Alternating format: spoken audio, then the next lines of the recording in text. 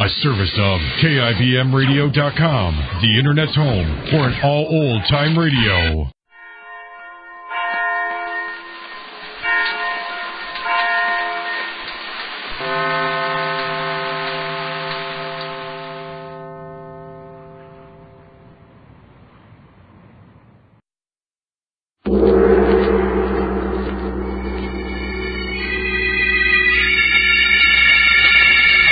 The Sealed Book.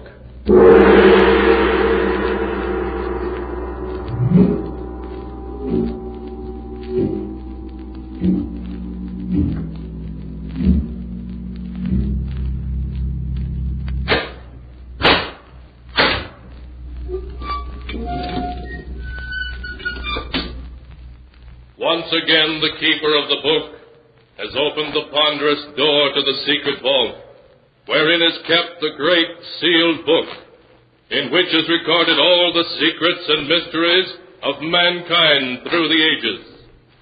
Here are tales of every kind, tales of murder, of madness, of dark deeds, strange and terrible beyond all belief. Keeper of the book, I would know what tale we tell this time. Open the great book and let us read. Slowly, the great book opens. One by one, the keeper of the book turns the pages and stops. Ah, the strange story of two scoundrels who would stop at nothing for money. A tale called The Ghost Makers.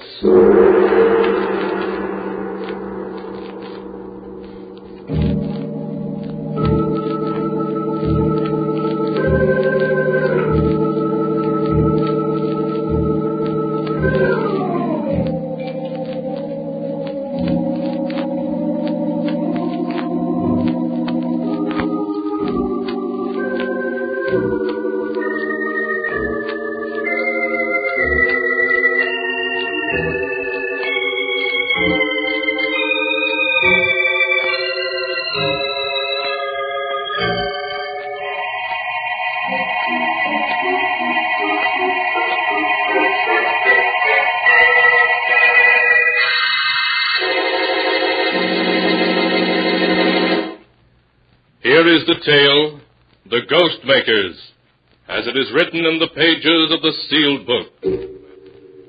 It is an autumn afternoon in the ancient New England village of Wilton. In an old stone house a mile from the town, Agatha Wainwright is serving tea to her nephew Ned, and a little man Ned has introduced as Professor Piedmont, a friend who has come to spend a few weeks with them while he works on a book to be called Old Graveyards of New England. So this is your graveyard, friend Ned. He looks like a man who'd be happy staring at tombstones. They make a fascinating study, Miss Wainwright. Well, I'll take your word for it, Professor Piedmont. For myself, I'd rather read about them in a book. The professor not only writes books, Auntie, but he's also an expert on psychic phenomena. Psychic phenomena, eh? Oh, you mean ghosts. Foolish fiddle-faddle, dreamed up by silly people without the brains to know better. But Miss Wainwright, I assure you, you are wrong. Oh, nonsense. When a person's dead, he's dead. When I see anything I'm willing to call a ghost, I'll know I'm crazy, and I'll admit it. Why, Auntie, this very house is supposed to be haunted. You know that. Oh, rubbish. This is a perfectly normal house. I've lived here a month, and I haven't heard so much as a board squeak. But Miss Wainwright, that may be only because you're new to the house and not yet sensitized. It takes time to become aware of occult influences. Oh, stuff and nonsense. Who started all this talk about ghosts, anyway? Here, now let's have some tea, and no more talk about ghosts.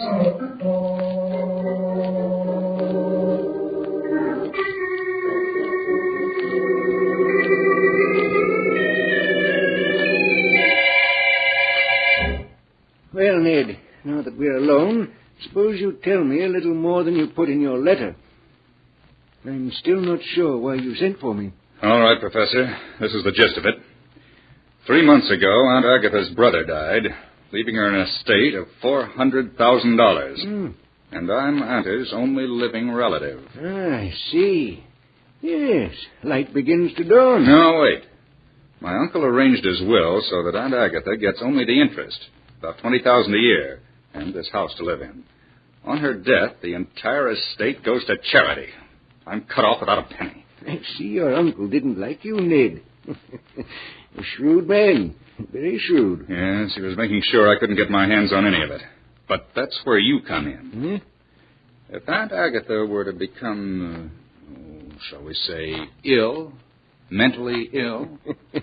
So that she was incompetent to administer the estate, you mean? Exactly. If Aunt Agatha were to lose her mind through shock or fright, who but me, her only relative, would be the logical one to administer the estate for her. You would, then. Then you'd have the whole income for as long as she lived. Yes, and part of the principal, too. I know ways to manage it. But I've got to get my hands on some of it before the end of the year. I'm sunk. I owe a little money, about $25,000. If I don't get it quickly, well, the people I owe it to are rather short-tempered. I understand. Yes, Ned, I remember when I knew you in Chicago. You liked to gamble, didn't you?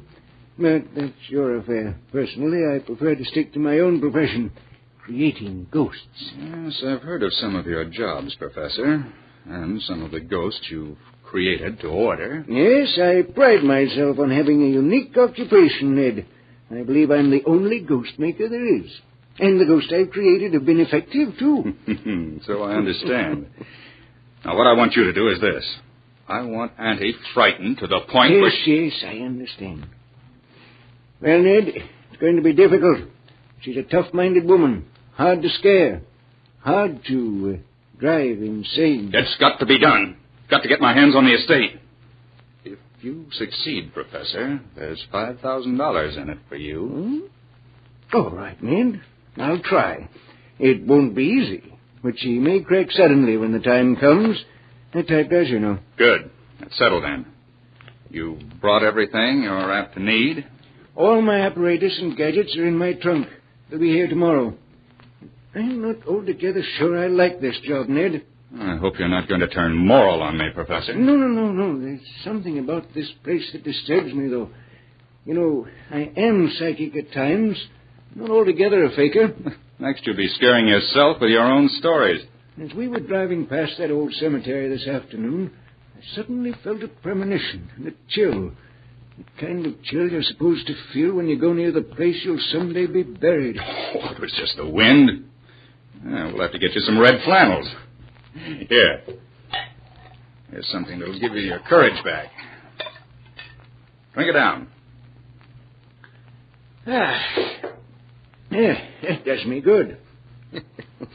Of all the different kinds of spirits, I prefer those in bottles. I thought you'd like it. Now let's go downstairs again. We won't talk about ghosts anymore tonight. But tomorrow night, who knows what may come knocking at Aunt Agatha's door.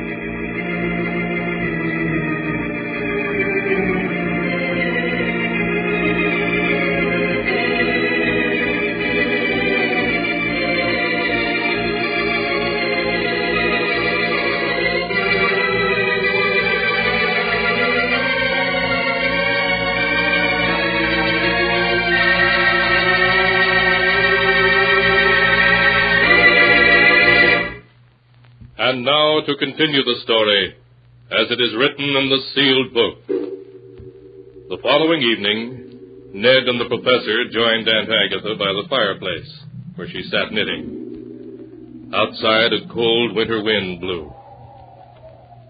Oh, listen to that wind. We may be in for a storm. We're in for an early winter, that's what. The first snow will fall any day now. It's good to have a fireplace to sit by when the wind blows like that. Here's the cider and donuts, ma'am. Very well, Emmy. Bring it right in. Ah, cider and donuts. Just what we need on a night like this. Will you have a glass, Mr. Ned? Oh, yes, thank you, Emmy. Will you have some cider, Professor Piedmont? Professor, Emmy's trying to give you some cider.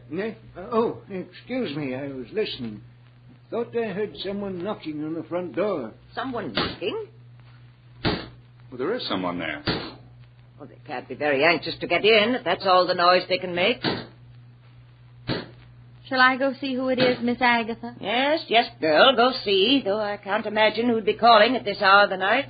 Sounded like someone who didn't expect to get in anyway. A timid child, or maybe a ghost. Yes? Yes, who is it? Why, Miss Agatha. Well? There wasn't anyone there. No one there. Of course there was. Someone knocked, didn't they? But I opened the door and there wasn't anyone there. Then who was knocking? Answer me that. I don't know. But it wasn't anyone you can see. Emmy, I'll stand for no foolishness now. No, ma'am. But just the same, there's nobody at the door. Someone's playing tricks on us, and I'm going to see who it is. I'll come with you. You won't find anybody there. Yes, well, we'll see. Well, what is it? What do you... There isn't anyone here. No, but there was. They slipped away into the bushes. That's what they did. Yes, of course. Some small boys playing tricks, I suppose. If I catch them, I'll tan their hides. Who was it, Miss Wainwright? Just some boys playing tricks, Professor. That's all it could have been. Come on, Professor. Drink your cider. What? Oh, yes, of course. Professor, you look like a man who was listening to something then. What was it? Oh, no, I assure you. I'm too old not to know when a man is lying, Professor Piedmont. What were you listening to? To tell the truth, I thought I heard voices. What kind of voices? Faraway voices, crying something I couldn't make out. I bet it was just the flames in the fireplace. I'm sure it was. Of course, that's all it was. Well, what do you say we all turn in? This New England air makes me sleepy. Knocks at the door when there's nobody there. And voices. Yes, it's high time we were all in bed instead of sitting around here imagining such nonsensical things.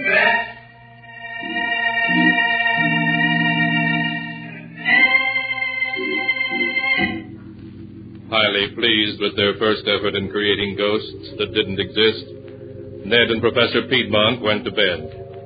But before they retired, they held a brief, low-voiced conference in Ned's room. Well, Professor, that door-knocking act was all right. You did it very nicely. Yes, Ned.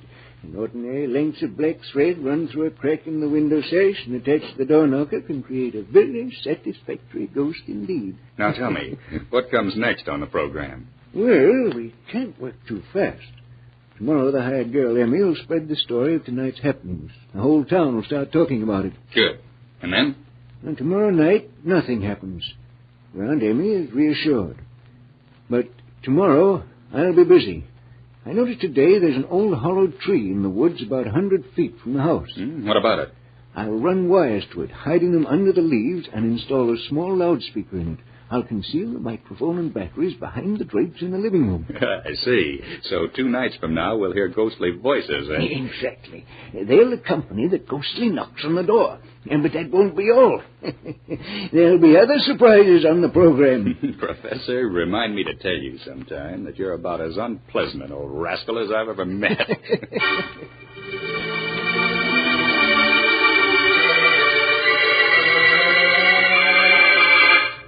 The next evening, Agatha Wainwright listened nervously for a repetition of the ghostly knocks. But nothing happened, and she regained her composure. The evening following that, however, as she and Ned and the professor sat in the living room around the fire... 9 o'clock. The evening may just be starting in New York, but here in Wilton, it's bedtime. Seems to be someone at the door. So there is. Shall I go? No, Emmy can answer the door. She does little enough to earn her money. Emmy? Emmy? Yes, Miss Agatha? There's someone at the door. See who it is, please. Must I, Miss Agatha? Must you indeed. Answer the door, Emmy. I'd rather not, ma'am. Emmy, see who is at the door. Yes, Miss Agatha. I'm going. Who is it? There's no one there. There's no one there again. Emmy, get control of yourself. But I tell you, there's no one there. Then it's someone playing tricks. That's all you hear, Emmy. Yes. Yes, Miss Agatha, I hear. But I don't believe it. Go to your room. Yes, ma'am. I'm sorry, Miss Agatha. But there wasn't anyone there. I hope I'm not going to have to discharge that girl. Shall I go this time, Auntie? No, Ned. If the rascals play their tricks, whoever they are, they'll soon stop when they see we pay no attention. I wonder if I could see them from the window. Maybe we could trap them if we were to go quietly out the back door and slip around to the front. What was that?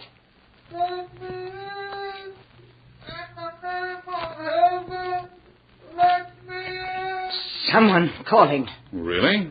I don't hear anyone. It's someone calling to us to let him in.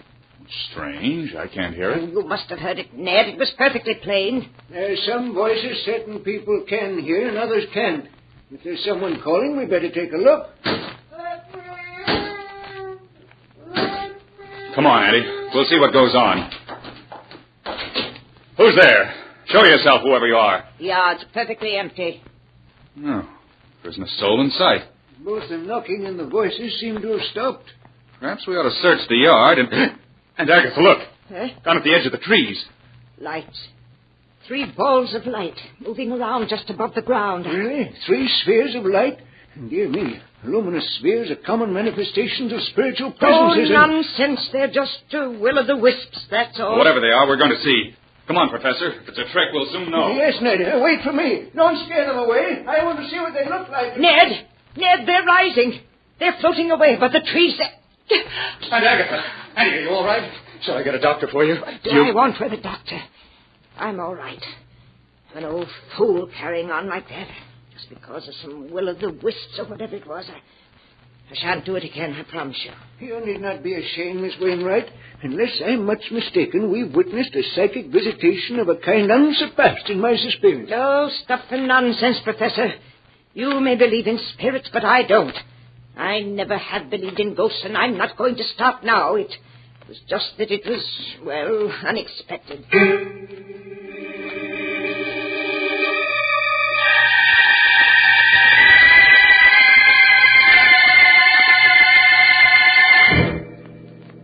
In the days that followed, Ned Wainwright and Professor Piedmont found it impossible to shake Agatha Wainwright's iron nerves. Emmy, the hired girl, resigned in terror, but Agatha remained seemingly unmoved. Resolutely, she ignored the ghostly knocks, voices, and footsteps that Professor Piedmont's ingenuity devised. The whole town buzzed with tales of her haunted house, but she refused to pay any attention to them. After a month had gone by, Ned was ready to admit defeat. Well, Professor, you're a washout. And Agatha hasn't turned a hair at your ghost. No, Ned, I told you it might take a long time. She's a very strong-minded woman. Believe me, anyone else would have cracked by now. Well, she hasn't, and she's not going to. I still say it may happen all at once. She's nervous and distraught. She doesn't sleep well. Every evening she sits listening for ghostly voices, though she won't admit it. But she's made up her mind not to believe in ghosts, and I'm afraid she never will. Well, what do you suggest? It's the middle of December. I've got to get my hands on her money by the end of the year, or I'm sunk. We must play our last card. You. Me? What do you mean? She's fond of you. You're her only relative. What are you getting at? How would she feel if you, her only relative, were to die and come back here as a ghost? I don't follow you. My plan is simple. We'll say goodbye to your aunt and drive off as if we were going away. Then, secretly, in the night, we'll return to the house. Yes? And then what? We'll see to it that she receives a phone call from a friend of mine in Boston. He'll announce to your aunt that you and I have been in an automobile accident, that we've been killed. Oh, I see. Yes, I begin to understand. Immediately after the phone call, we'll knock. She'll come to the door and see us standing there. And having just heard that we're both dead... Exactly. And if that doesn't work, Ned, we are defeated. But it'll be a strong mind indeed that can withstand such a shock. A strong mind indeed.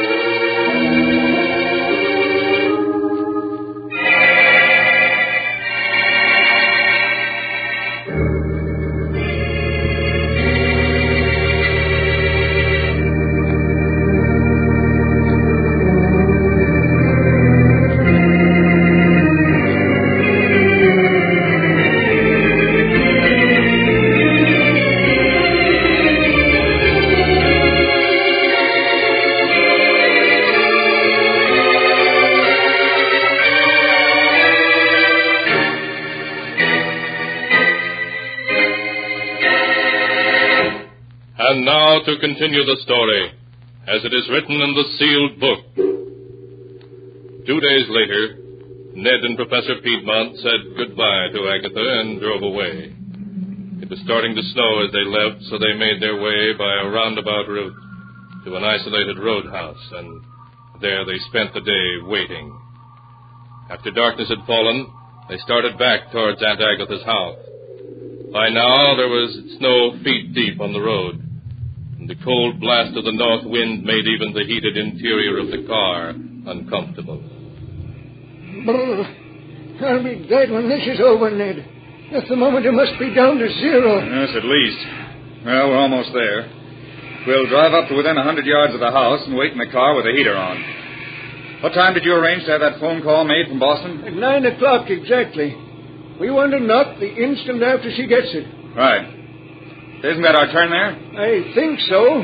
The snow makes it so hard to see that... Professor, look out. We're going up the road.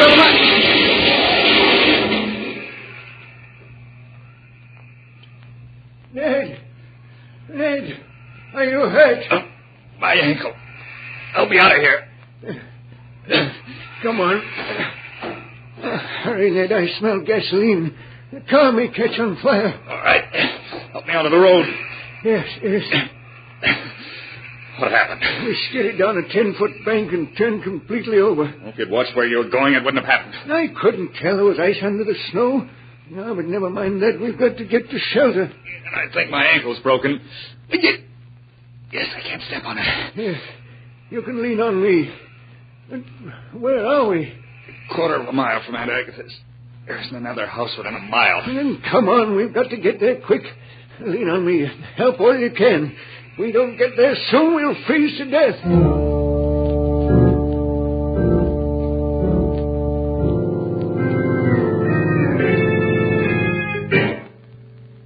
Half an hour later, numb with cold and scarcely able to struggle on, Ned and Professor Piedmont staggered up to Agatha Wainwright's house. The windows all had heavy wooden shutters over them, shutters they themselves had helped Agatha put in place to keep out anything that might come knocking at the door in the night. But through the small pane of glass in the front door, light showed as they stumbled thankfully up the steps. Heaven, we're here. We couldn't have gone another 100 yards. Oh, all right. I'm almost frozen. We've got to get inside. Yes. Here, help me. All right. One more step. There. Ned, the phone call from Boston. What time is it now? Time? It's 9. 9 o'clock exactly. And now, quickly. We've got to get inside before that phone call comes.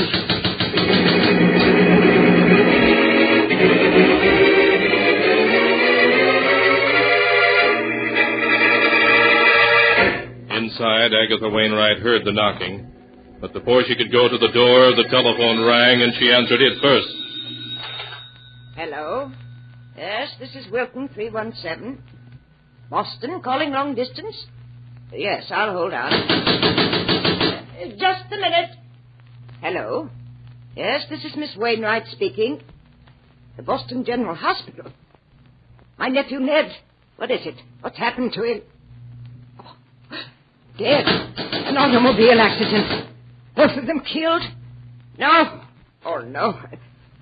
Yes, I'm all right. Thank you for letting me know. I'll come in the morning. Ned killed? Oh, no. No, he can't be. It's Ned. Let me in. Ned's dead. He's been killed. Let me in, please, Agatha. Ned, let me in. No, Ned's dead. Ned's dead. Yes, Ned, let me in. No, you can't be Ned. Ned was killed. He's dead. Stand, Agatha, please. It must be Ned's ghost. The professor was right. There are ghosts. It's Ned's ghost out there. We're freezing to death out here. Please let me in. No, you can't come in. You're a ghost. You're Ned's ghost. You can't come in. I won't let a ghost in here. I won't.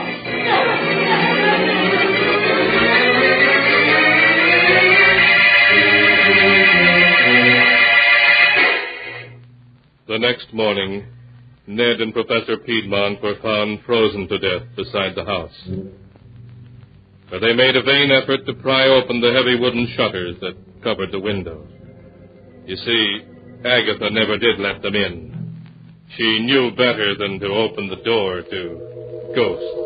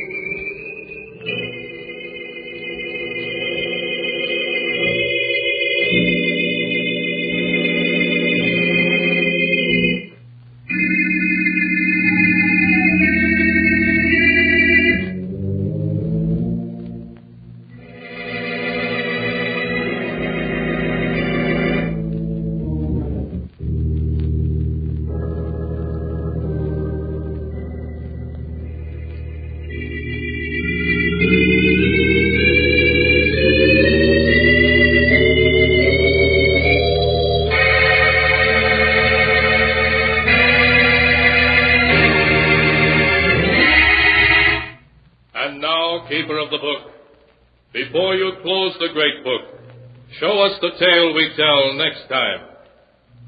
This one? Ah, yes. Why, this is amazing. It's a tale of murder. Queer, unexpected, fiendish murder. Murder of a very different and unusual kind. A tale such as you've never heard before.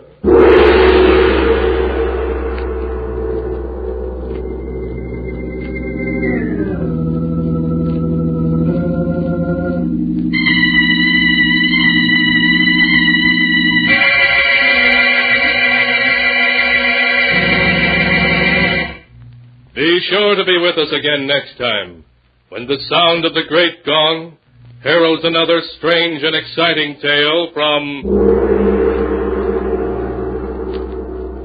The Sealed Book.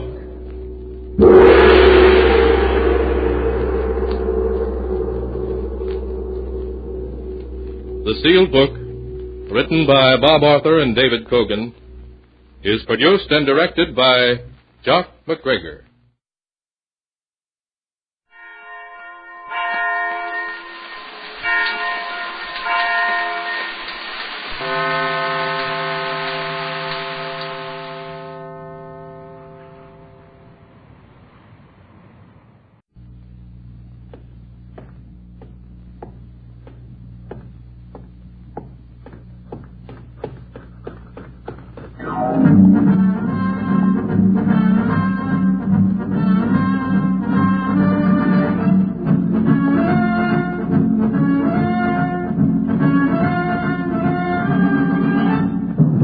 National Broadcasting Company invites you by transcription to join The Chase.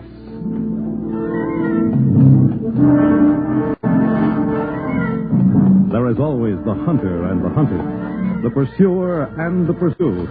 It may be the voice of authority, or a race with death and destruction, the most relentless of the hunters.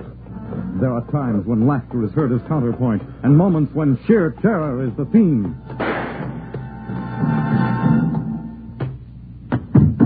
But always there is the chase. And where can we run to when we are being pursued by a phantom?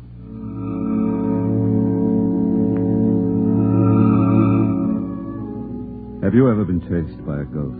No, don't laugh, please. This isn't a joke.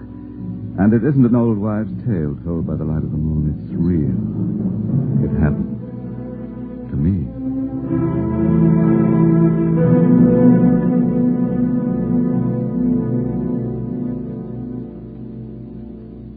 By profession, I'm an art dealer, as you probably know. I dare say you've dropped into the John Crawford galleries once or twice, and if your purse was large enough, you may have purchased one of my many masterpieces. I mention my profession because it's unalterably linked with this story. For if an oil painting in a 3rd Avenue curiosity shop hadn't caught my eye one afternoon, I wouldn't be trying to rescue now what little is left of my sanity. May I help you, sir? Yes, are you the owner here? I am, sir. Perkins is my name. Well, you have a painting in your window, an oil, young woman with long blonde hair. May I see it, please? Just a moment, sir. Thank you. The frame is an old one, but I can have it refinished for you. No, I'm not interested in the frame. But you like the picture, eh? Yes, I like... Oh, it's not a Romney after all. A Romney, sir. If this were a Romney, I assure you I wouldn't have it displayed in a dusty window. You seem to know a little something about art. I do, sir. Well, my name's John Crawford. The collector? Well, I've heard of you, sir. Thanks.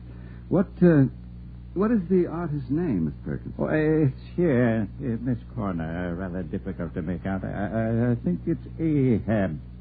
Ahab? An Englishman? Well, I don't know, sir. The woman in the portrait is very attractive, isn't she? Mm-hmm. Judging by her dress, she must have lived perhaps 100 years ago. Mm-hmm. What's she holding in her hand? Oh, it appears to be a small perfume bottle, Mr. Crawford. I've looked at the inscription on the label through a glass. It seems to spell jasmine. Really not a very good piece of art. I mean, his colors are all right, but the line... If you're interested, Mr. Crawford, I'll sell it you cheap. $200, and it's yours. $200 for this? You take me for an idiot? Then name your own price. I'd like to get rid of it if I can. Why? I can't explain. You couldn't possibly understand. It's just that ever since I acquired this painting at an auction, I've had the feeling of being followed. Of being followed? Well, not any particular person. I just... You'll have to forgive a foolish old man and rather superstitious one, I'm afraid. It's her eyes that fascinate me. I've never seen fear in the eyes done so well. Oh, I'm sure you can resell it, Mr. Crawford, to one of your customers at a handsome profit. My line is curiosities, not oil paintings. Frankly, I'm sorry I ever acquired this thing in the first place. Oh, are you? Oh, very well, then. I'll take it off your hands for $100, and I don't have time to haggle. It's yours. Well, I Shall I wrap it for you? No, I'm in a hurry. I'll take it just as it is. Carry it home in the taxi. There you are. $100. You can send the receipt to my gallery. Thank you, Mr. Crawford, and good day. Good day. Is anything wrong, Mr. Crawford? Wrong? You seem to have been startled by something. Well, it's just my imagination. You didn't smell it, did you? Smell what, Mr. Crawford? The odor, perfume. I thought for a moment that I could detect it in this room. And the perfume was jasmine.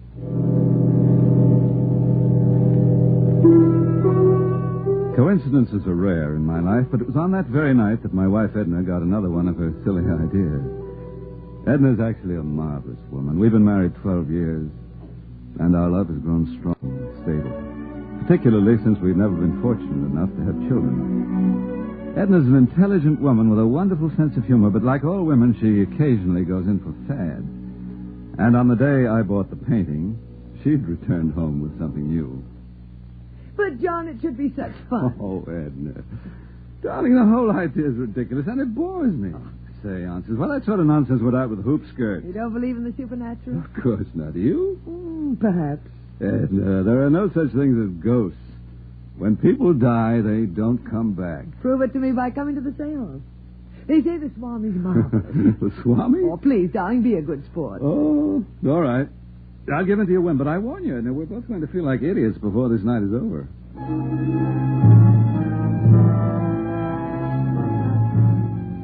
The seance was held in the back room of a small midtown flat, and there were about 6 or 8 people in the company when we arrived. We were seated in a sort of a semicircle, and then the Swami entered, a tall, thin Indian in a turban with protruding cheekbones and a mask-like face. He regarded his guests with amusement for a moment, and then began to speak. There are some of you here who are skeptics. There always are.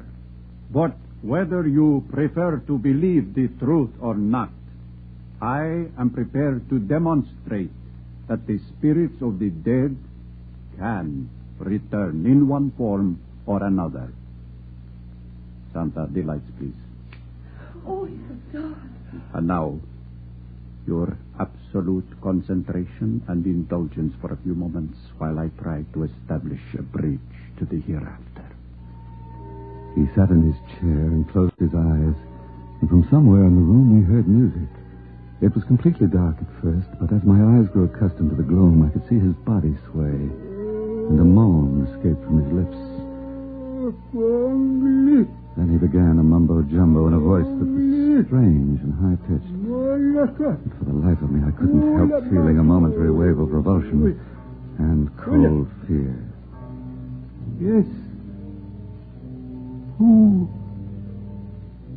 Yes. Through me. We are waiting. We are... I hear. Yes, For a moment, I thought he was strangling. Then the mumbo-jumbo stopped, and there was silence. Deep silence. It was broken only by the sound of a feminine voice. Ahab. I want Ahab. It is Ariane calling. My darling. Even with blood on your hands, I love you so. Ahab, you are here. I see you, Ahab. And I caress you. No! Don't take your hands off me! Where are the lights? The lights! Put them on! Yes, the outburst was from me, and it almost created a riot. Instantly, the place was in an uproar. A woman fainted when the room was illuminated. I saw the Swami writhing on the floor as if in some horrible agony. A moment later, his face grew calm and he opened his eyes, but I was already on my way out of that confounded room with Edna in tow. Oh, it's good to get a breath of fresh air again. Really, John, your behavior was unpardonable. I actually felt something in that room, something cold. John, what are you talking about? When I tell you this, darling, you may think I'm crazy, but I swear that that's how it felt. How? What felt? The kiss. For a moment, there were 2 lips pressed against mine. And yet, they weren't lips. They weren't flesh and blood at all. They were... John, now, let's go home. Oh, you're tired, darling, and I'm sorry I dragged you to that silly seance. We'll get some sleep. Yes. Very good suggestion, Edna. Let's get some sleep.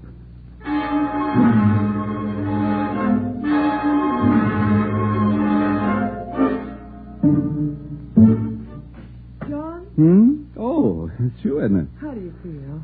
Oh, I'm all right, darling. I'm afraid I behaved like a kind of an idiot last night. Will you forgive me? Oh, there's nothing to forgive. Oh, is that the new picture? Mm-hmm. I just acquired it yesterday.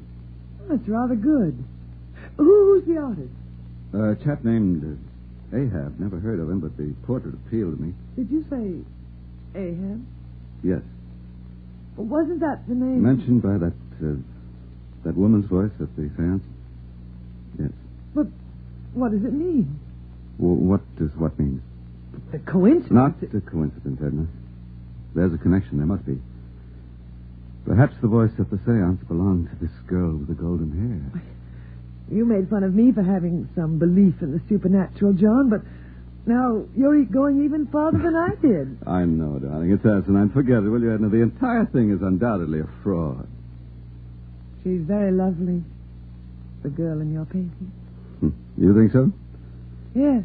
But she's not quite my type. I imagine she's been dead for over 100... What's the trouble, John?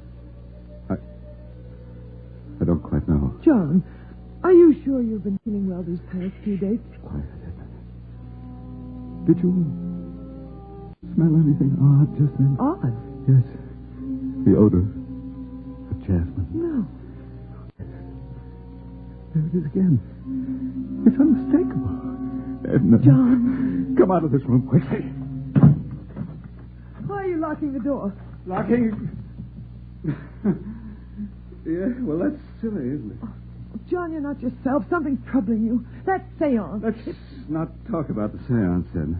Very well, if you don't want to. Edna, let's go south for a few weeks. South? Yes, the season hasn't started yet. Palm Beach shouldn't be too crowded. Look, we can even go to Havana for a while and have a bit of relaxation, huh? We missed out on the summer vacation. Let's make up for it now. I've been trying to get you to take a few weeks off for almost a year. Havana should be wonderful fun. We can leave next week. No, not next week, Edna. No? Well, then when?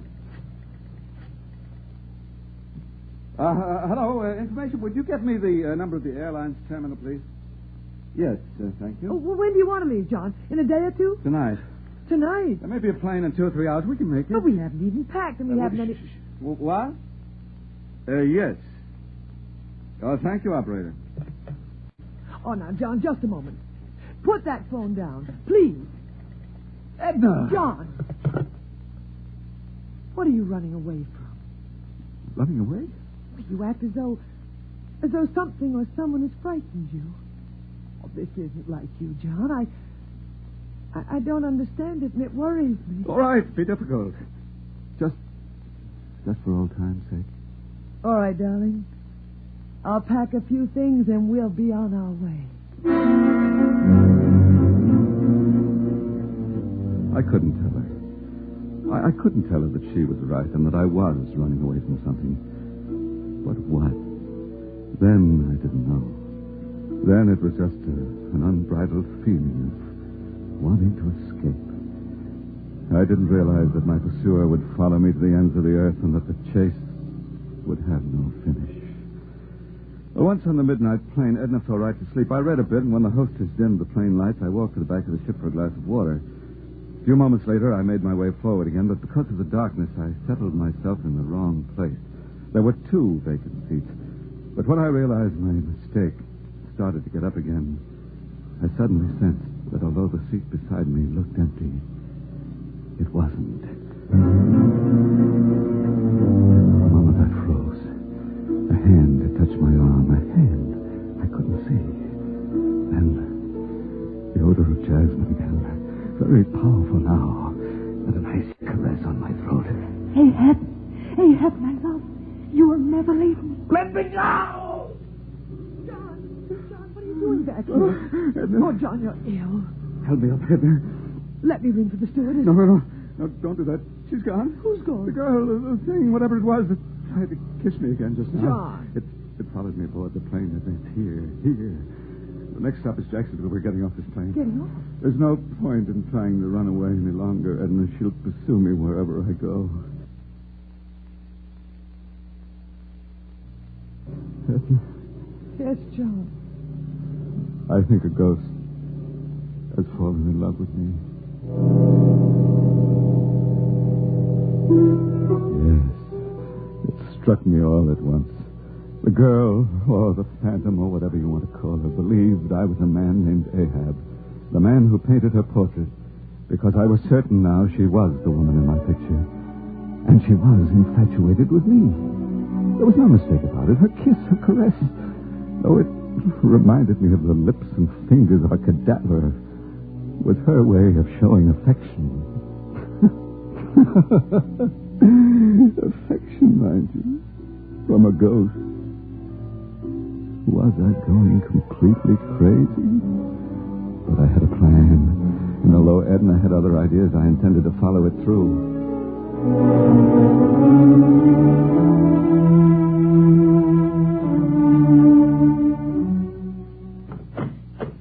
John. I want to tell you something. I made an appointment for you. Yeah, with whom? Dr. Richardson. The psychiatrist? You must see him at once. Oh, you think I'm off my trolley, do you? I think you're on the verge of a nervous breakdown, John. I want to be honest about it.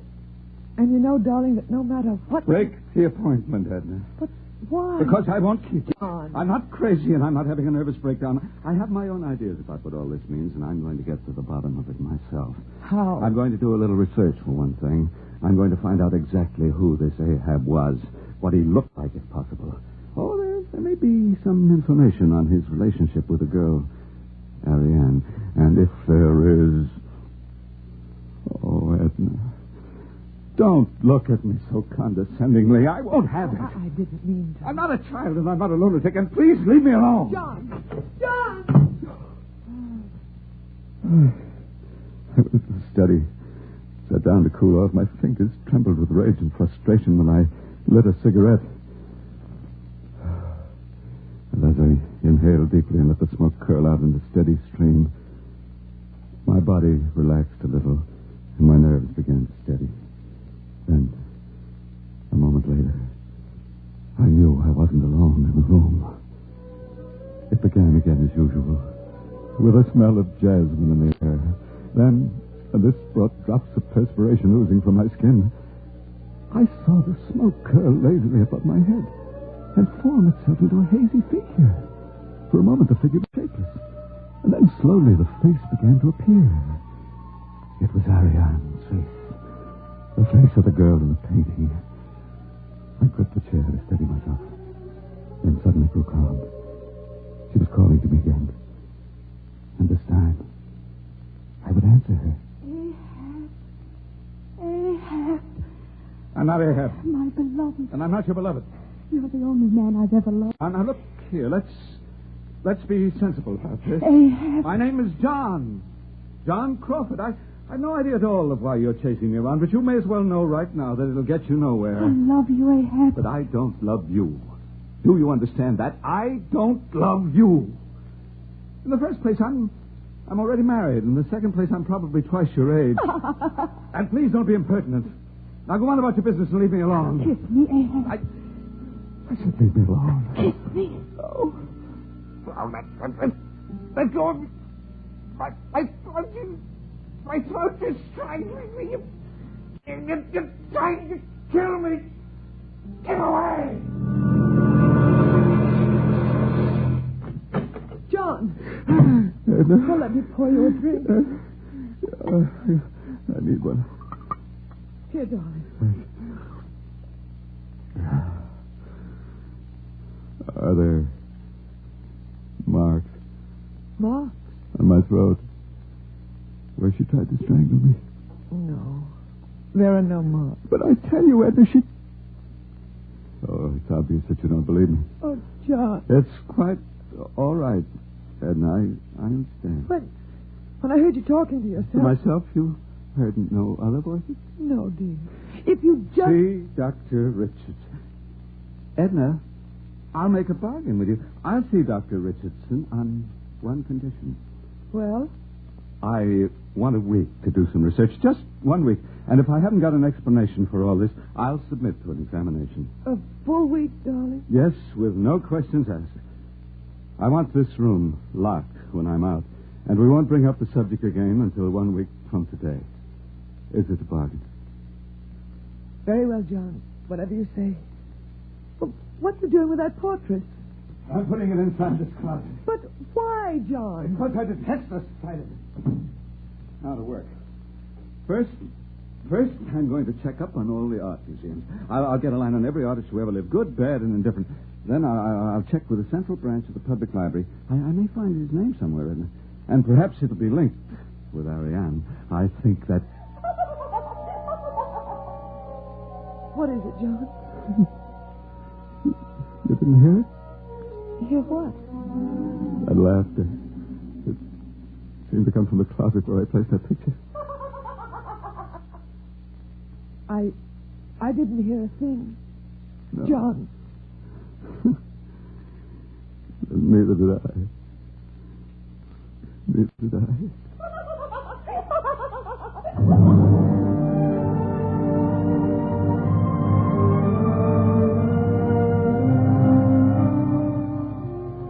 It was obvious. Ariane was audible to me alone. No one else could hear her. But I was getting used to her ridiculous antics now, and I didn't care. I set to work to learn something about her history through the artist Ahab. For a time, I thought I was stymied. Then I ran into a bit of luck. I'd strayed into a legal library specializing in law books only. And while thumbing through their catalogs, I hit pay dirt. Miss, could you help me for a moment? Oh, what can I do for you, sir? This card in the catalog, Ahab versus the Crown. What does it mean? Let me see. It seems to refer to a legal trial during the reign of Queen Victoria, judging by the catalog number. Where can I find a description of it? Come with me, sir. All right.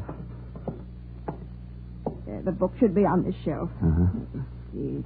Oh, here we are.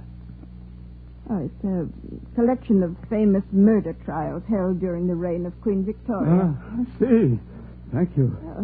Is there anything else I can do for you? No, thanks. You've been very helpful. This is what I want.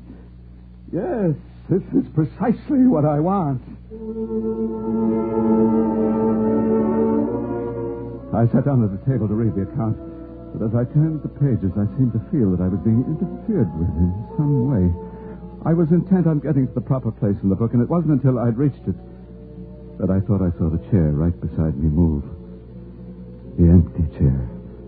As though someone or something had just sat down to read the account over my shoulder. So, you followed me again? Don't pretend you haven't. Don't pretend you aren't there. I can smell that nauseating odor of jasmine clearly. All right, sit there and watch me if you like. I'm not worried. Sit there and twiddle your life for some for all I care. Sir, is something wrong? Well, what? I thought I heard you call. No, I didn't call anyone. I see. Wait. May I borrow this book? Certainly, sir. Fill out this card, please. Here's a pen, sir. And the ink?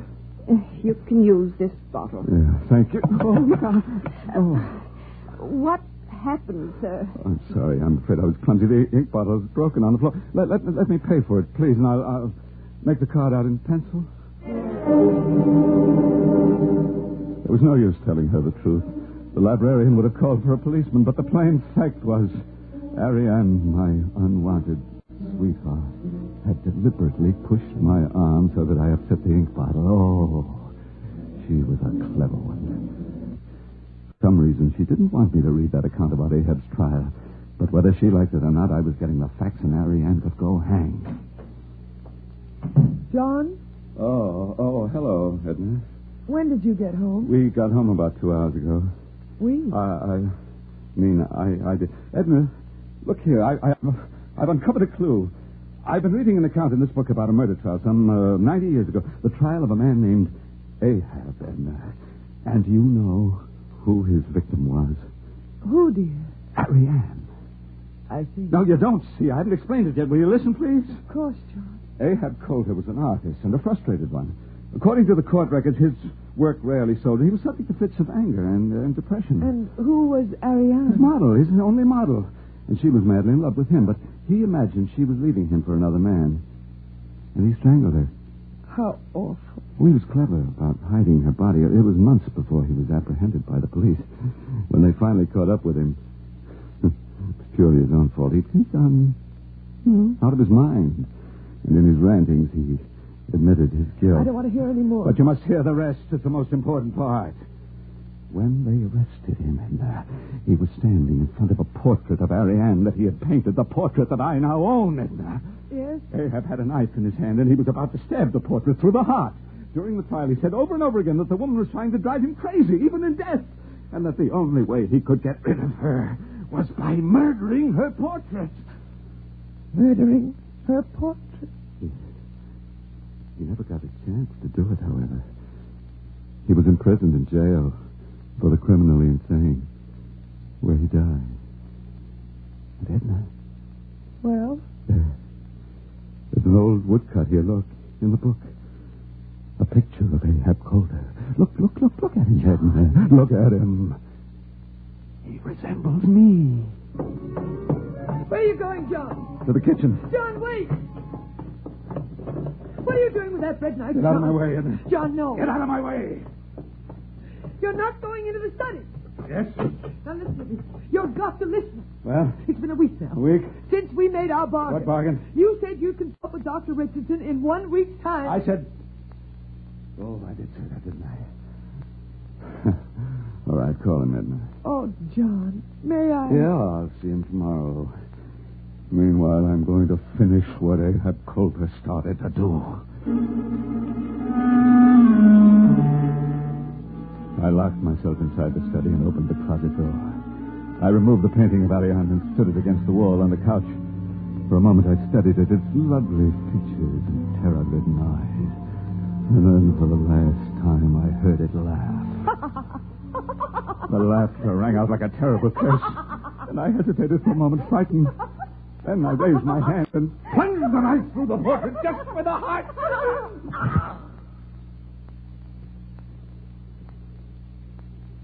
That was several months ago.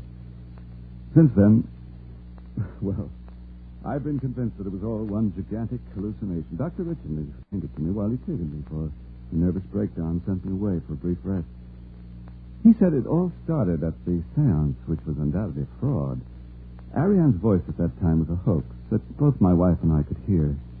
But everything else from that point on was merely a product of my imagination. You see, I was the only one who heard and felt and, well, this was a thing after the seance. Edna saw and heard absolutely nothing. So it was my own overworked brain that had manufactured the entire episode. Well, so much for that. It was an experience that never happened. But it's all in the past. I'm better now, feeling fit. Nothing will ever bother me again. There's only one thing that puzzles me, however. Why is it that sometimes I can still detect the odor of jasmine?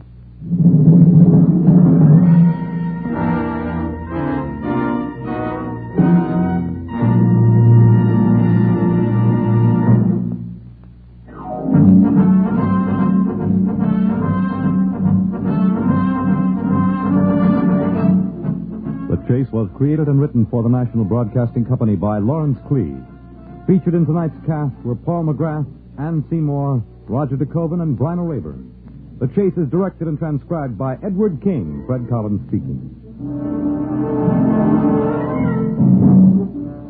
Next week, a man who has lost his memory begins a search for his own identity. A hunt that produces some startling revelations during The Chase.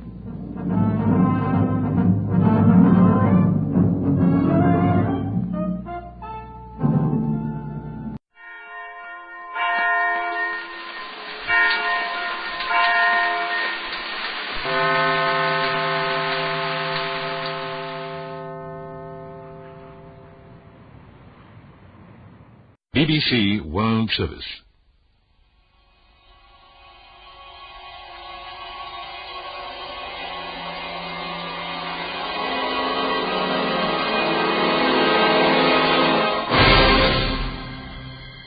Haunted. Tales of the Supernatural.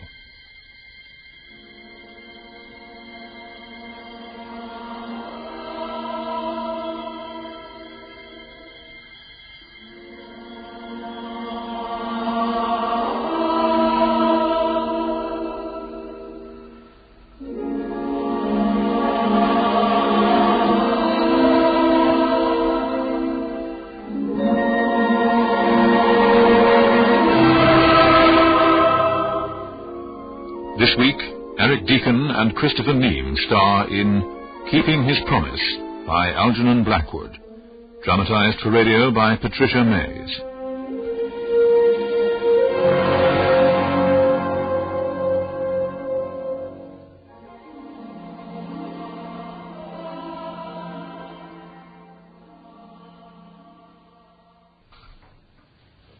Hello there, Jack. Henry? May I join you, old chap? Yes, of course. When's your next tutorial? In about 15 minutes. Oh, I got half an hour. How are the studies going? Behind, as usual. As a fourth-year man, you should be keeping well ahead. Yes, I keep being told, Henry. Believe me, it's not for the lack of trying. I've nearly got word blindness. I've been reading so much. Oh, God. This lunch is pretty foul, isn't it? Is it? You are eating, I suppose. You look pretty gaunt. Food doesn't interest me at present. You can't study on an empty stomach, old boy. Well, I thought an empty stomach helped to make the intellect keener. Rot. You need a break. Yeah, I've been invited to a party tonight. What about it? Don't tempt me. A chance for you to meet people. You hardly know anyone at the university. You know, I think I'm about the only friend you've got. I haven't the time to socialise. Believe me, Henry, I'm finding it very difficult. My mind seems reluctant to absorb all the information. Why is it so easy for some? You mean me? No, not you specifically. You don't know how lucky you are to have such a retentive memory. I read a page, I think I've got it, only to find by tomorrow morning it's gone, utterly and totally. Yes, well, maybe you're trying too hard. It happens sometimes. Yes, I'd like to think that, but I'd be living in a fool's paradise. If I can help in any way, old chap. Yes. Thanks, Henry. You're very kind. My dear chap. You're so silly. Only too willing to help. Mind you, those tiny rooms you have in Findlay Street, they can't be very conducive to serious study. Yes, maybe not, but I can't afford anything else. So you really won't join me tonight? Have some fun. No, afraid not. I've got an awful lot of swatting to do until the early hours. All I want is peace and quiet. Judging from that part of Edinburgh, that's all you will get. Yes, look, I must go now. I'll see you later. Yes. Well, goodbye, Jack, old man. Damn. Knocked all the papers on the floor.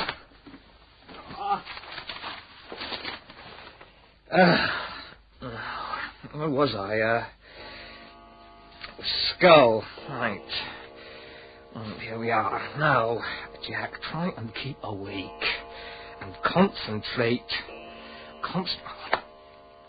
Why don't they supply silent clocks for undergraduates? Go on. 9, 10, 11.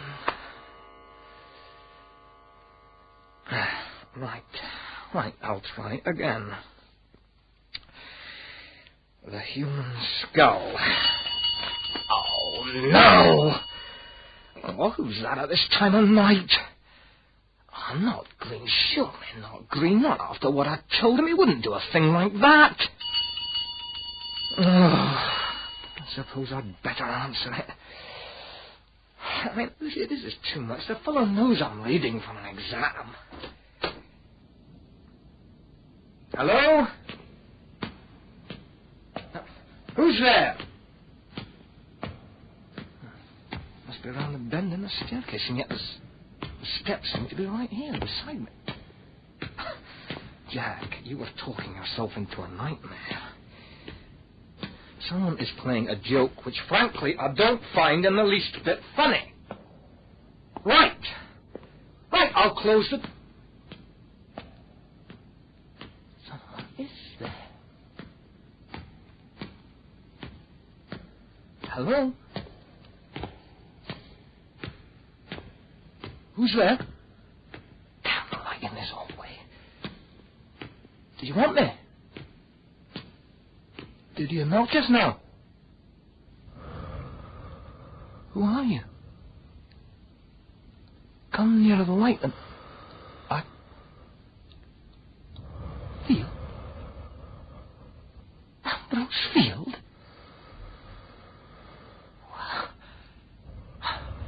I hardly recognized you, old man. You look so white and thin. Are you ill, man?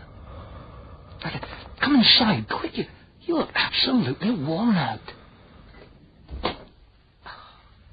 Come and sit down, please. You've quite taken me by surprise. When was the last time we met? What do you mean, Ambrose? You can't come? I told you, I've got to stay in. Oh, what have you done now? I was rude to Proctor. You are an ass. Why don't you control that temper of yours? The man's an idiot. He doesn't like you. You'll be expelled if you keep on behaving like this. I don't care. You should care. What do your parents say? I don't care about them either. You're just being silly and irresponsible. You do what you like, Jack, and I'll do what I like. You'll never get to university. You'll have no future. You sound just like my father. But he's right. I want to lead my own life. I'm not answering to fools like old Proctor. He may be old, but he's no fool. Look, Jack, I know you're my closest friend and all that, but I'm sick to death of people telling me what to do all the time. How long is it, Ambrose, since we're at school together? 5? 6 years? Look, old man, is something wrong? What's happened? Lady Field? Yes, officer. Is this young man your son? Where did you find him? Near the river, my lady. Lying in the gutter. Oh. He's dead drunk, my lady. What? Come along, sir. Come along. In you come, that's right. I could see the way he was dressed and everything, that he was from a decent home. Oh, thank you, officer. I'm deeply indebted to you. Are there going to be... is he likely to be charged with anything? No, I don't think so. Not this time. In fact, I would urge you to try and exercise a little more control over him.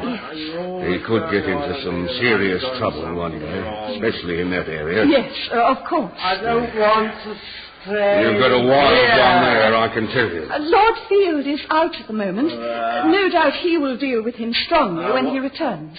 Good. A young gentleman like that needs a father's hand. Ambrose? Ambrose? Do you want to tell me about it? I mean, I heard things, of course. I say, Jack, Ambrose Field's a friend of yours, isn't he? Yeah. Father owns half of Pimlico.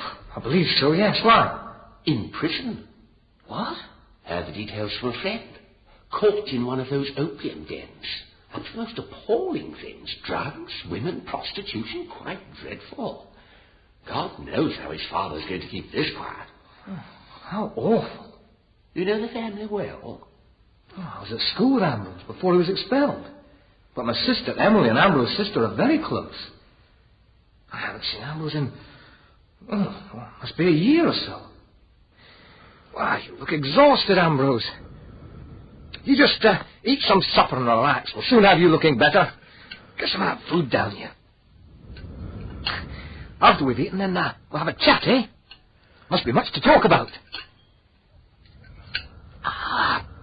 I've just remembered. I've got a bottle of whiskey somewhere. What an ass I am. I never touch it myself when I'm working, but, this is a special occasion, isn't it? Father, come in. Come in. So you're here, my son, my heir. You disgrace me, Ambrose. And you dishonor my name. What are you talking about? Look at yourself. I'm sorry, Father. I don't know. Damn you, look at yourself. Look at yourself in the mirror. Oh, can't you see what stares back at you? My God, if I had the courage, I'd kill you. I've had too much to drink. Too much to drink, my God. As a young man, you must have got it in some scrapes now and again. Ambrose, do you realize how much misery you have brought into this house? Your mother is downstairs now, crying. She's crying because of you, because of your appalling behavior, because of the shame you have brought onto this family. The police pick you up out of gutters. They drag you from your whores. They worm you out of the disgusting squalor of the opium dens. You are the talk of London. And because you are my son, so am I.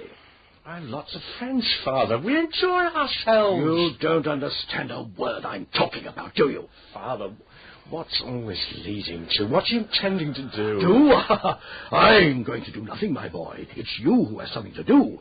I want you to pack your clothes and what possessions you have, and I want you to leave this house. You take nothing other than your personal possessions, and I never, ever want to see you again. Father, I have agonized over this decision, Ambrose, but now that I have made it, it is irrevocable. And don't believe for one moment that your friends or your mother will make me change my mind. I dare say you will find some kind of roof to sleep or lust under, but it will not be as my son. No, don't you, please. You have 1 hour, and you will not see your mother before you leave. I shall be with her in the drawing room, and I shall lock the door. I don't want to know of your existence ever again. Does Mother know what you intend to do? No. She will only know about it when it has happened. 1 hour, Ambrose. Please, Father, you can't do this. An hour. Please. I've nowhere to go. My home is here. Your home was here, but no longer. I have done everything I could to help you, but I cannot take the shame and disgrace you bring upon us any longer. 1 hour, Ambrose. You old bastard. Dear God, what can I do? Where can I go?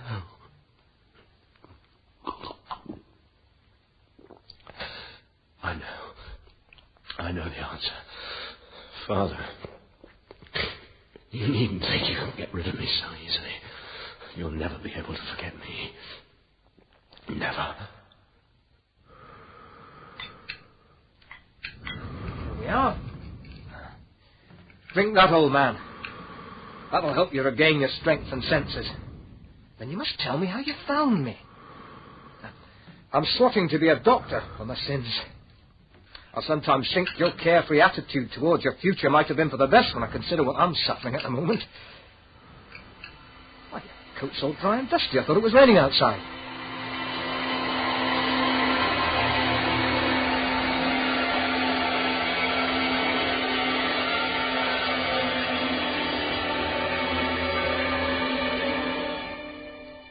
Ambrose? Ambrose? You've fallen asleep. Look, I shall be here for the rest of the night reading for this exam. You're more than welcome to my bed. Tomorrow, we'll have a late breakfast and, well, we'll see what can be done. Make plans, eh? Come on. Let me help you into the bedroom. Yeah, that's it. Come along, old friend. You need to rest. And a nice, soft, warm bed. Let's make a vow, Ambrose. A vow to what? To eternal friendship. That whatever happens to us, we will always be the greatest of friends, each to help the other if he's in trouble. All right? Good. What are you doing with that knife, Jack? For the vow to be properly taken requires the letting and joining of our blood. Only this way will our friendship last until death. What do you say, Ambrose? Very well, Jack. I'm willing.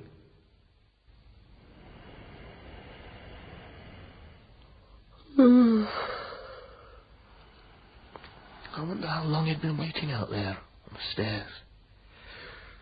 He really does look quite ill.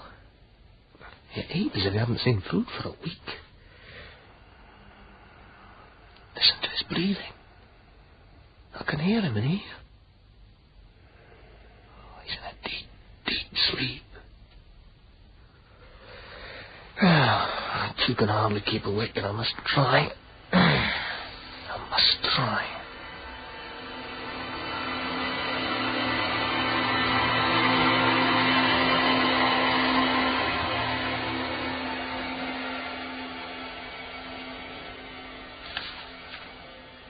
In dealing with a fracture, it is important to keep the limb immobile. Strange, my arm. Ooh, pins and needles. Need to stretch, I expect. Now, where was I? Oh, it's that pain again. Ooh, I must have been leaning on it awkwardly. I'd better go and see how Ambrose is faring. Still asleep. By the looks of him, he hasn't moved an inch. Poor fellow, he must have been exhausted. Ah! Oh! There's that pain again. Oh, I must have been sitting in a draft or something.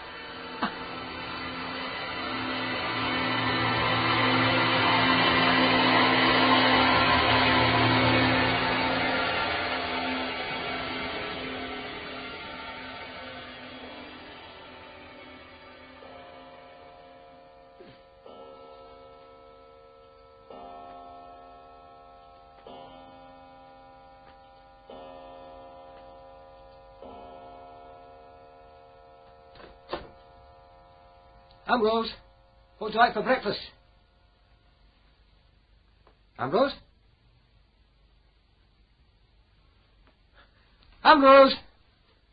In the bathroom? Ambrose, old man, where are you? Ambrose! Where in God's name is he? Ambrose, come on, old man, don't play the fool. Where are you? You're hiding behind the door. Oh, the bedroom's empty yet. Field? Is that you? Where are you, man? Stop playing this damn stupid game. Oh.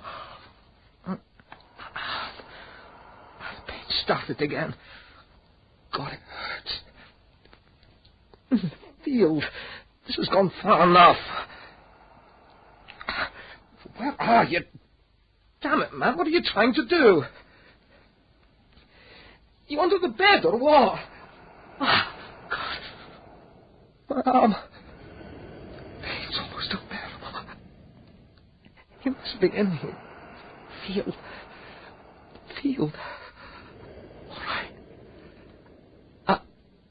Lay down on the bed.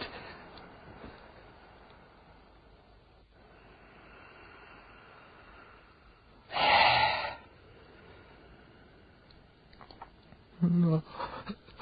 I'm going mad. No!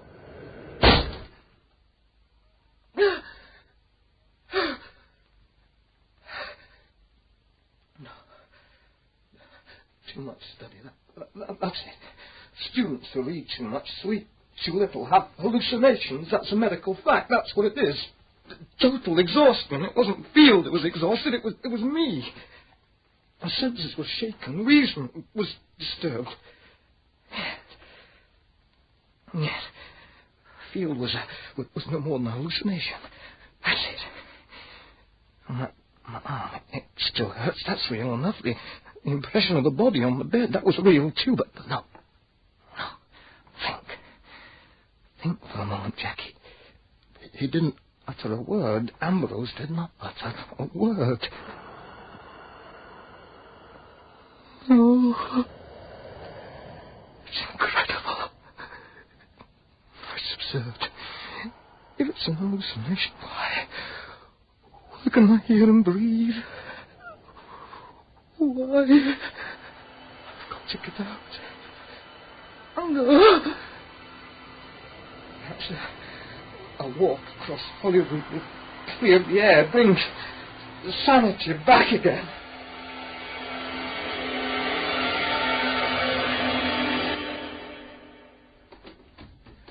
Hello, Marriott. I was getting worried.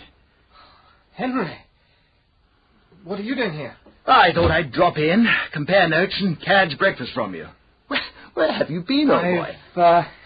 I've been walking across Hollywood.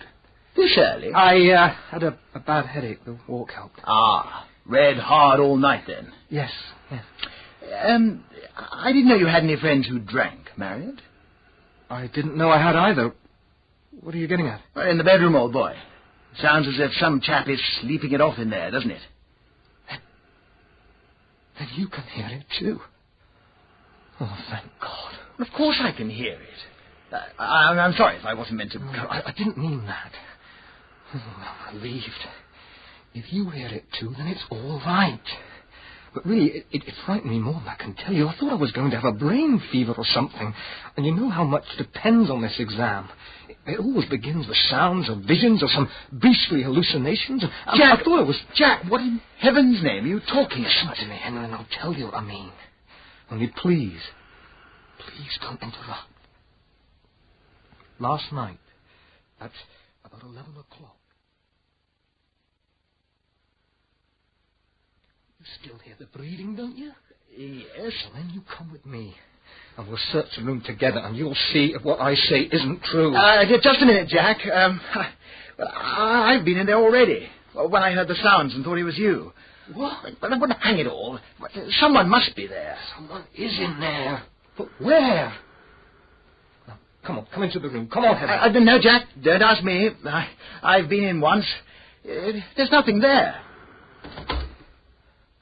Now you know what I've been through all night, why I've been tramping across Hollywood for the last 2 hours. The only thing that ought to have a proper, logical explanation is the pain in my arm. It hurts infernally and aches all the way up. I can't remember bruising it or anything. Let me examine it for you. I'm awfully good at bones, in spite of the examiner's opinion to the contrary. All right. Roll up your shirt sleeve. You're going to have a brusque bedside manner, I see. My God, I'm bleeding.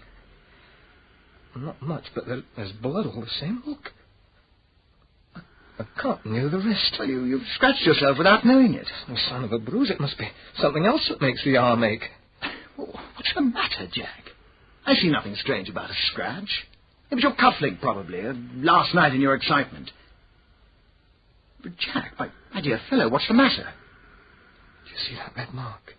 I mean, underneath what you call a scratch. Let me see. Yeah? Well, yes, I see it. It looks like an old scar. It is an old scar. Now it all comes back to me. What? Marriott, what's the matter with you? Quiet. Quiet, and I'll tell you. Field made that scar. Did you hear me? Field made that scar. Field? What do you mean last night? No, not last night. Years ago, at school with my knife. And I made a similar scar on his arm. We exchanged drops of blood in each other's cuts. He put a drop of blood into my arm, and I put one into his. In the name of heaven, what for? It was a boys' compact. We made a secret pledge, a bargain, a vow of friendship. Oh, I remember it all perfectly now. We swore to appear to one another. I mean, whoever died first swore to show himself to the other, and we sealed the compact with each other's blood. I remember it all so well. A hot summer afternoon in my room 7 years ago, where one of the masters caught us and confiscated the knife. I've never thought of it again to this day. And you mean that... Dear God! You know what this means, don't you? Well, there's no good being upset about it. I mean, well, if it's all a hallucination, we know what to do. And if it isn't, well, we know what to think, don't we? No, I suppose so, but it frightens me terribly. That poor devil. After all, if the worst is true, and that chap has kept his promise, well, he has. And that's all, isn't it? Yes. There's only one thing that occurs to me, and that is this. Are you quite sure that he really ate like that? I mean that he actually ate anything at all. What? Can you check? What? I put the things away myself after we'd finished. They're on the third shelf in that cupboard. No one's touched them since. Just as I thought. That was partly hallucination at any rate. The things haven't been touched. Come and see for yourself. There's the loaf, the plate of stale scones, the oatcake, all untouched. But even the glass of whiskey, there it is. The whiskey's still in it. You were feeding no one. Field ate and drank nothing. He was not here at all. But the breathing. I heard it. You heard it. In there now. Where are you going? Just a moment.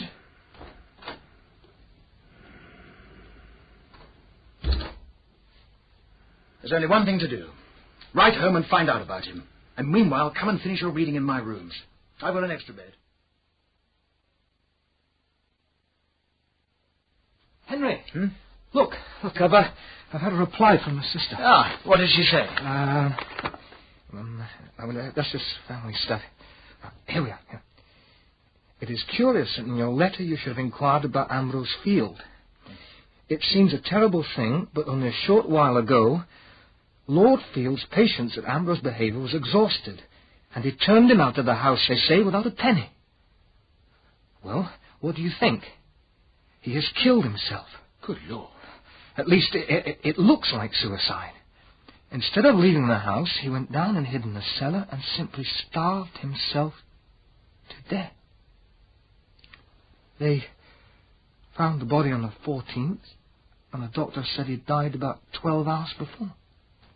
He was dreadfully thin. Then he died on the 13th.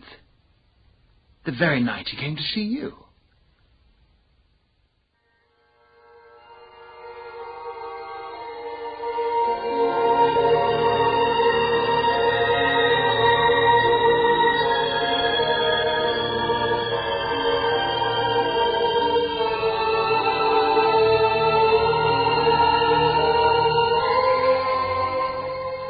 That was Keeping His Promise by Algernon Blackwood, with Eric Deacon as Marriott and Christopher Neame as Ambrose Field. David Griffin was Green, Peter Tottenham, Lord Field, and Nerissa Knight, Lady Field. Other parts were played by Nigel Graham.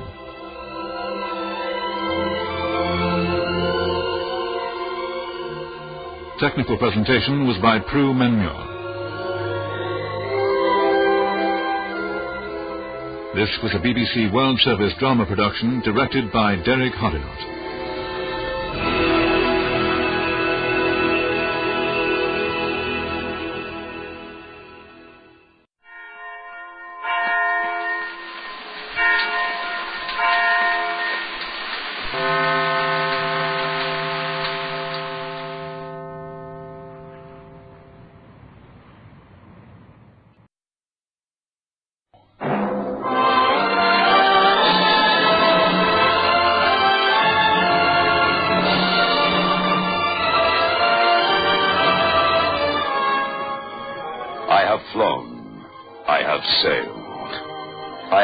About this world of ours, and ever in search of the finest of its kind, we bring you the tops in spine chillers.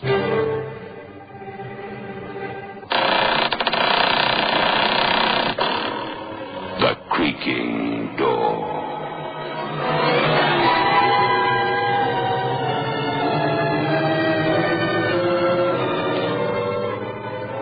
The Creaking Door.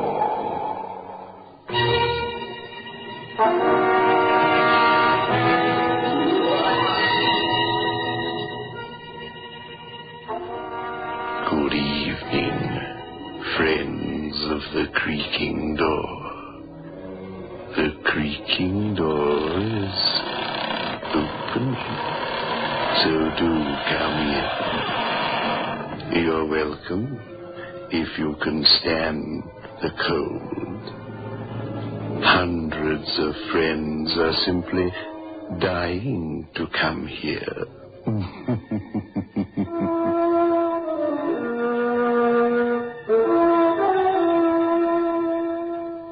Harry Logan is a nice young man. Just the sort of person you'd like to invite for a weekend at home. If only the nasty, suspicious police weren't convinced that he's a murderer. Go through it again, Logan. There's nothing to add. Nothing. Who cares? You got time. I'm paid by the police department, so I got time. Let's hear it again. Lieutenant, I don't want to. Go through it again, baby. You might even convince me. How'd you like that? But I know so little. I woke up in this girl's apartment. Hold it, Logan. How'd you get to the apartment? I've told you. I don't know. It's all a blank. I wonder if a grand jury will believe you. Go on. Well, I woke up in this apartment. It was a nicely furnished place. I'd been sleeping in a chair. Been there before? Never. I swear it. You don't know how you got there. You've never been there before, but you were sleeping in a chair, and Miss Hollister... Is that her name? You wouldn't know, would you? You only killed her. Oh, that's a lie. Okay, tell it nicely. I walked through the apartment and... I found her. She was lying on the bed. Well, when the doctor got there, she was on the floor. I explained. You know I explained that. Don't you know better than to move a dead body? I didn't know she was dead, I tell you, but she was lying there as if she was sleeping. And you've never seen her before, never been there before, and this doll is strangled while you're sleeping in a chair. She's wearing a nightdress, and she was strangled, Logan, strangled. And her name is Hollister? Marion Hollister, as if you didn't know. A rich girl with rich parents, and they have enough pull at City Hall to put you away for life, just for being there. Want to change your story? I can't change it. That's the way it happened. Well, what do you remember immediately before you found yourself in this apartment? The last I remember is getting off the subway train at City Central. I was walking up the escalator and... there was a girl. Oh, there was a girl, was there? You missed that bit out. Where was she? She seemed to be sick. She was leaning against the wall of the station just beyond the escalator, and I think I stopped and asked her if I could help. And you remember nothing more? No, not a thing. This is a highly likely story. Let me tell you, Logan, amnesia has been put forward as a defense in a score of murder cases in the city. It has succeeded twice. Both times with girls so pretty that they'd have got away with it if they'd been caught with a smoking gun in one hand. I can't help it. I'm telling you the truth. Okay, I'm going to put you back in the cell. Maybe you can remember a little more. Officer, take this man away.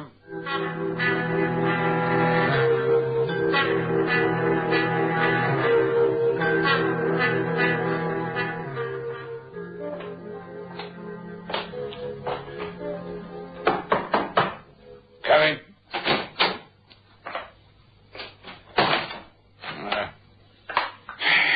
Chief, I hate to say this at my time of life, but I have a sneaking feeling this guy, Harry Logan, is telling the truth from the Hollister case. He just happened to get in this apartment where she was killed, and he can't remember a thing. He says he saw a girl in the subway. She was sick, or so he thinks. Oh, so he thinks. Yeah. Well, how did he get to the apartment? How did he get in? Oh, we don't know yet. But there's something we do know. Logan's hands don't fit the prints on the Hollister girl's neck. She was strangled by a much larger man. I tell you what, Carly. If you can't tie this guy Logan with a kill, let him run for a while and we can find out how he goes. Have him followed. None of it makes sense, none of it. How did he get into that apartment? Well, maybe, Chief, if we follow him long enough, we'll find out. Have you asked him to identify the body? No, but we'll do that before we turn him loose. Maybe we can learn something from his reaction.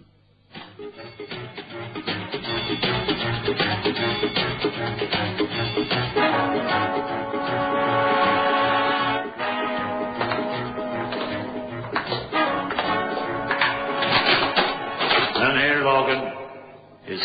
Is this the morgue? It's not the art museum. Over here. Now, did you ever see her before? What? It's horrible. Horrible. Yeah, I'm inclined to agree with you. I asked her if you'd ever seen her before. No, never. Not to my knowledge. Sure? Sure as I can be. Lieutenant Cowley, this is like a nightmare. Okay, son, come upstairs to my office. I want to show you pictures of how she was when she was still alive.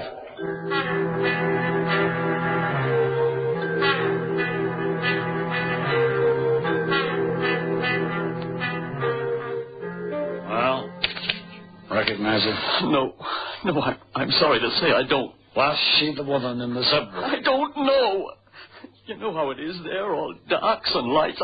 I just don't know. Don't worry, then. Maybe we'll discover something. You're in the clear, son. Just go on your way. What? Why, thanks. I don't understand what happened. I don't understand at all. It's a mystery to me. Yeah, me too, son. Maybe one of those cases nobody can ever explain. We'll see. Yeah, we'll see.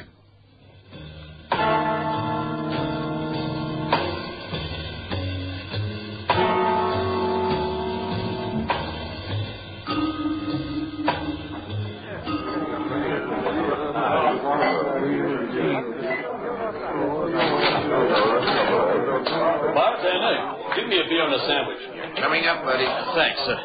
Send it over the table there. Hello? Beat it, sister. I only wanted to thank you for what you did for me that night in the subway. In the subway? Yeah. I fainted, and you helped me. Who are you? The name doesn't matter. Sit down. Have a drink. Not now, thank you. The hat's hiding your face. I don't recognize you. I'll take it off. There. Is that better? But you're Marion Hollister. Why not? Why not? Beer and sandwich, 80 cents. The girl here. Where did you go? What girl? I don't see no girl, mister.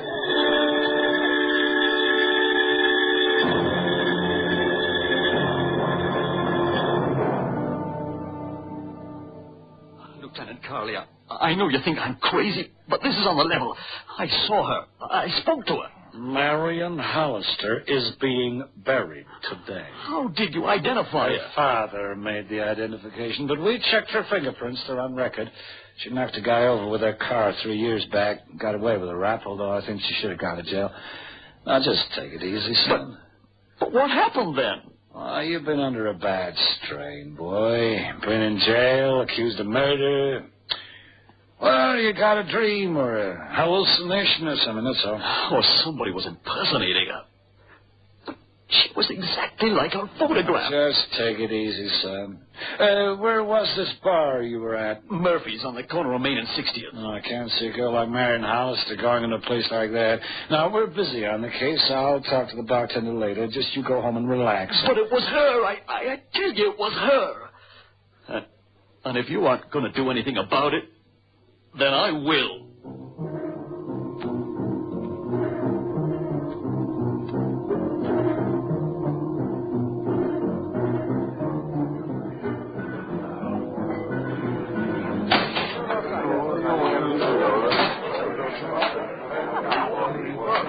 Hey, you.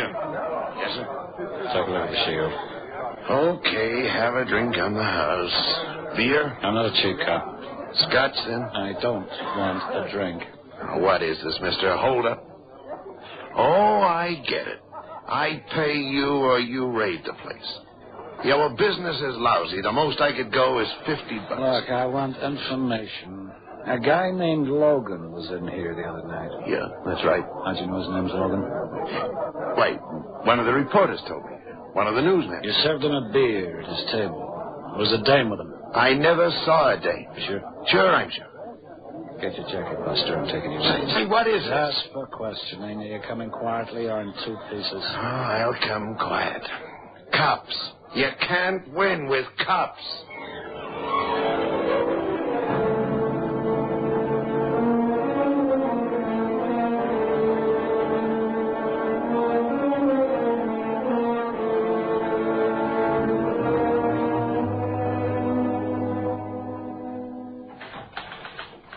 Mr. Parmenter?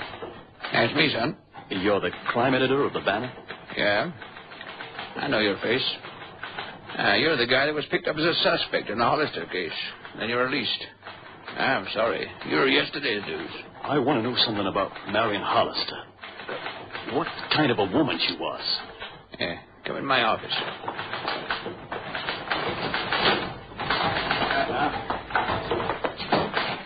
Take a seat. You got anything to tell me we don't know? What kind of person was she, the Hollister girl? Between you and me, strictly a hot rod. A poor little rich girl. Could you be more specific? Oh, I'd lose my job. Her dad owns half this city and half this newspaper. Now, look. She lived for the kicks, drink or drugs or anything else. It was all the same to sweet little Marion. She didn't look that kind of girl. Oh, so you did see her? Only her picture. She was arrested once for driving stinking drunk, and she killed a guy. Her old man even sprung her on that one. She had a sweet face, no heart. Was there anywhere specific that she used to frequent? Fellini's gambling club on the east side. Duke Fellini was said to be her special boyfriend, but don't quote me. Say, what is this anyway? Oh, it's only that I saw her ghost. I'll let you know if I hear anything.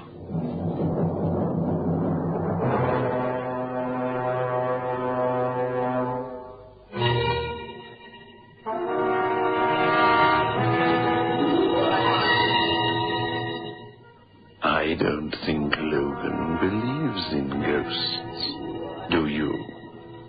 But after all, he saw the girl dead. The fingerprints checked. Fingerprints don't lie, but ghosts do. They lie uneasily in their grave.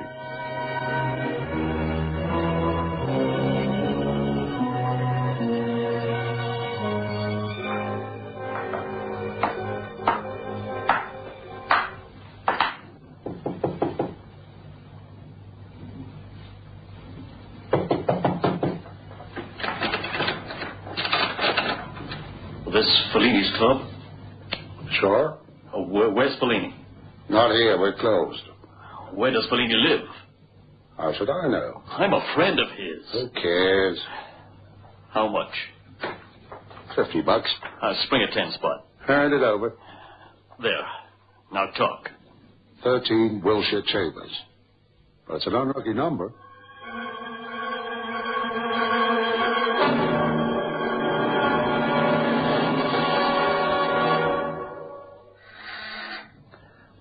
Come on. Come on.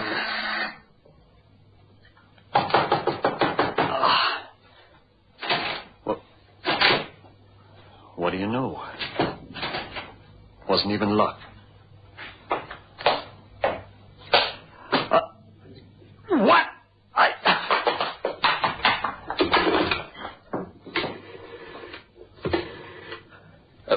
Police? Give me Lieutenant Carley. Hello, Carley? I'm in the apartment of Carlo Fellini at 13 Wilshire Chambers. Come over quick. Fellini's dead.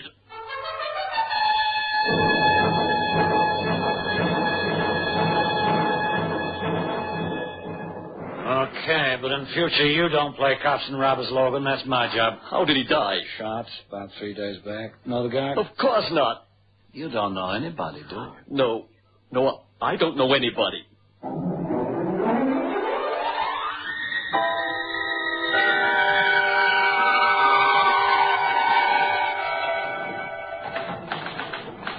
That beats me. No kidding. Police have identified her by her prints. You say you saw her. Or her ghost. And now they find Fellini dead. Well, let's go down to the library. Check everything we've got on this girl. Now, here we are. This is the driving case, just like I said. Oh, here's an item, though. You found something? It's probably nothing. It's just an item about her personal maid being arrested for possessing drugs. Released in the custody of Miss Hollister. And there's a note to say the maid appeared in court in a mink coat and crocodile shoes. Suppose the maid is posing as her. Now she's dead. Why should you do that? Well, how do I know? Have you got the maid's home address? Oh, for you, anything. Here it is. 7 Links Boulevard. That's out in Karnowski in the Sticks. Thanks. Her name is Ellis, Mary Ellis. Well, thanks for the Fellini story. Let's know if you come across anything. Right. I owe you that much. Perhaps you've laid a ghost for me.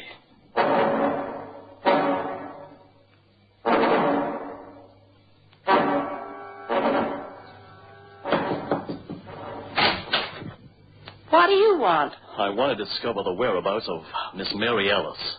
I understand she is about to inherit some money under Miss Hollister's will. Don't lie to me. Marion wouldn't have left Mary a red cent. Mary was fired long since. What is it, debt? No, not debt. Is Mary Ellis here? You're looking at her. Come in. Thanks. Now then, what is it? You look rather like Marion Hollister, don't you? A bit. Where's the mink coat? Gone to the pawn shop. What's it to you? Mary. Who killed Carlo Fellini? Oh, is that rat dead? Good riddance. I think Mary Hollister killed him, don't you? Then she was killed herself by one of Fellini's gangsters. And you've been impersonating her for some reason. Now, why? Oh, go fry an egg. Would you rather tell me or the police? What's the diff? I don't know a thing about it. I got nothing to hide. I'm going home now. If you want me, my telephone number is Chenal 337. Make a note of it. I'll write it on the Hudson River and forget it. That might be your hard luck. I live at the Harvey Hotel, room 61. That's in Mesa. I don't care if it's in the Bronx. Someday you may just care. Someday you may wake up dead, the way Mary Hollister did. Now you just think about it. I'll give you 2 seconds consideration. Now beat it. Thanks. For nothing. You can see yourself out, but don't scratch the woodwork.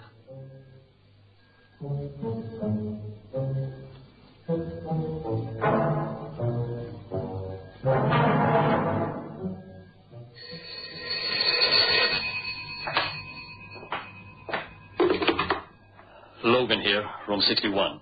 This is Marion Hollister, Mr. Logan.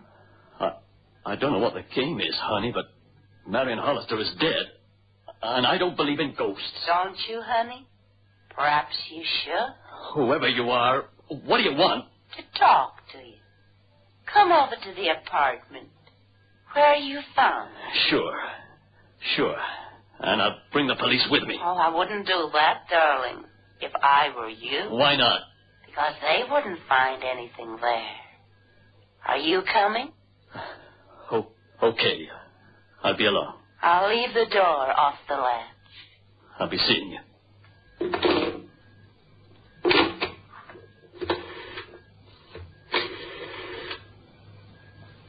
Police? Give me Lieutenant Carley. Hello, Carley. I just wanted to tell you that I've got a date with a dead woman.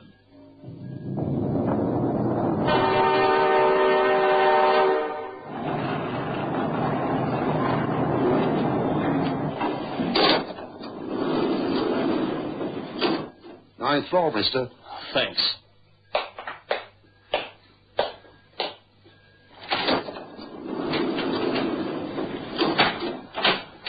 Anybody there? Where are you, Marion? Where are you? I'm here, darling. Where? Where I was before. No. Don't you like me? The same black negligee, the bruises? Darling, I want you to forget me. Please. I can't rest while this goes on.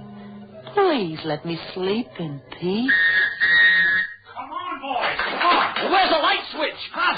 Oh, here.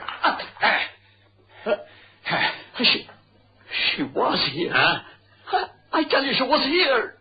Just like it was that night. She was here and she was dead. Look, I don't know what this is all about, but I'm going to find out. Sergeant Wells. Yes, sir? Search this place, find out how that woman escaped. Okay, Chief. Logan, if this is all a figment of your imagination, there'll be trouble. I'm warning you. I don't know anymore. I just don't know. Maybe I'm going mad. Well, go back to your hotel, Logan. Keep off the streets. You may be in danger. I'm in danger. I'm going out of my mind.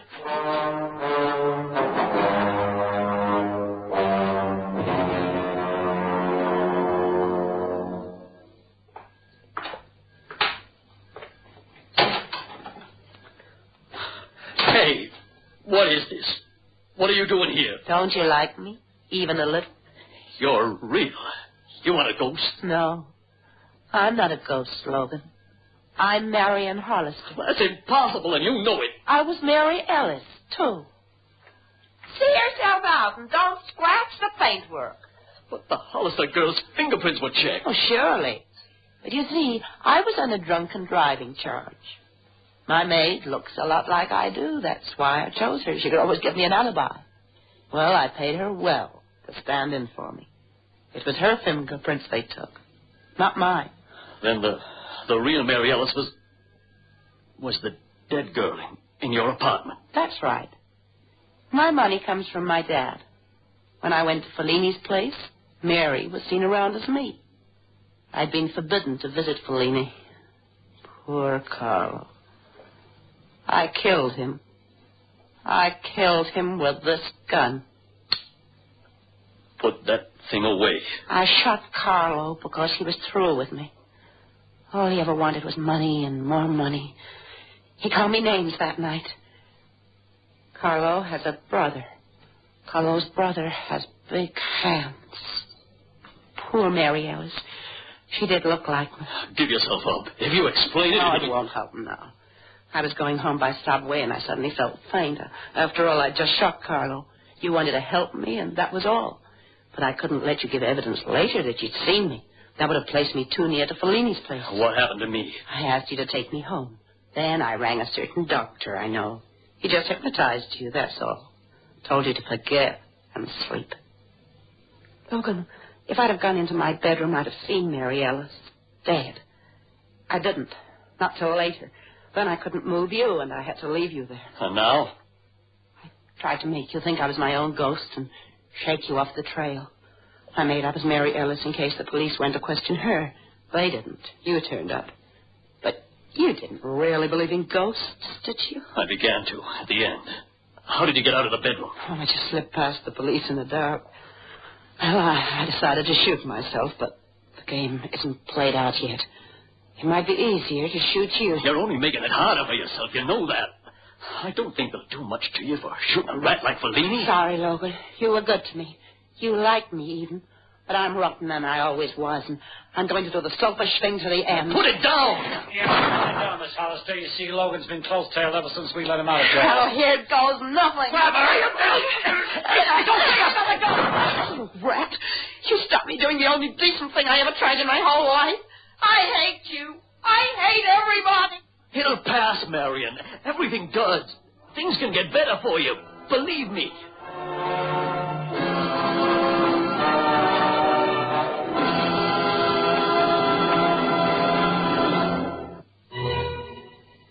Dear me, what sort of a world is it when you can't even trust a ghost? It isn't the sort of thing we'd stand for behind the creaking door.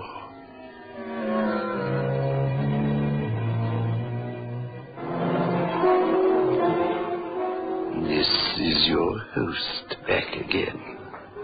Just a reminder of our rendezvous next week. Where are we going? Through the creaking door, of course.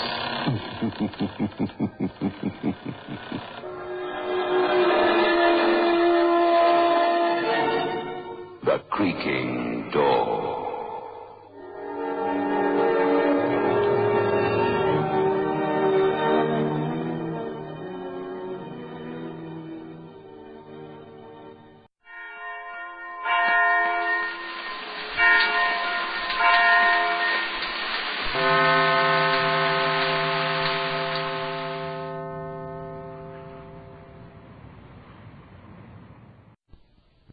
And now, the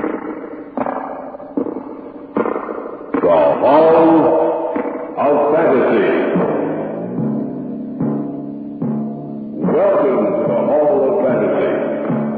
Welcome to the series of radio dramas dedicated to the supernatural, the unusual, and the unknown. Come with me, my friends. We shall descend to the world of the unknown and forbidden.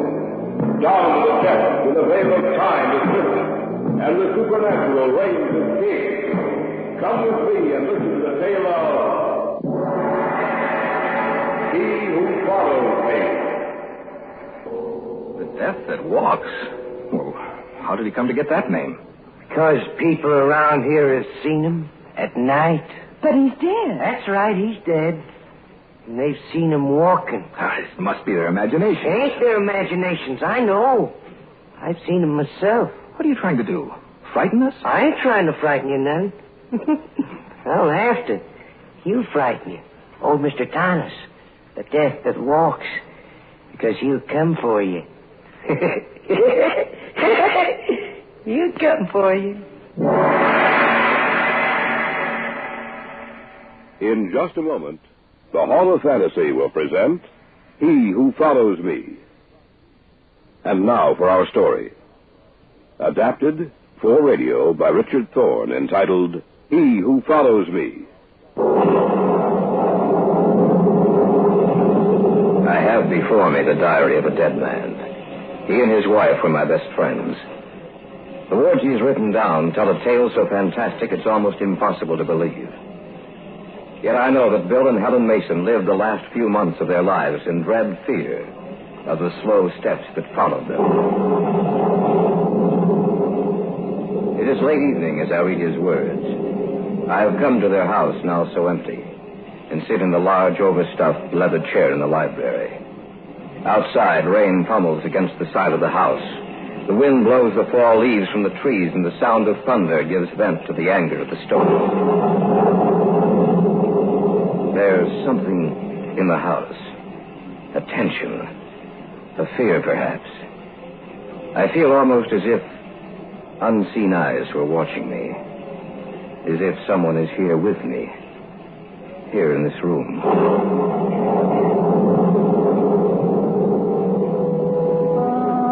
And so I start to read his diary. Living words from the pen of a man who sleeps forever. March 3rd. Today, Helen and I came across one of those delightful old southern mansions. We decided to stop and make a study of the place. And Helen was especially interested in taking some color pictures to illustrate our lecture series in the fall. Well, I guess no one will mind if we take a look around the place. No, I'm sure they wouldn't. Oh, it's a shame that whoever owns the house and grounds let the place run down this way. It must have been beautiful in its day. I imagine it was, Helen.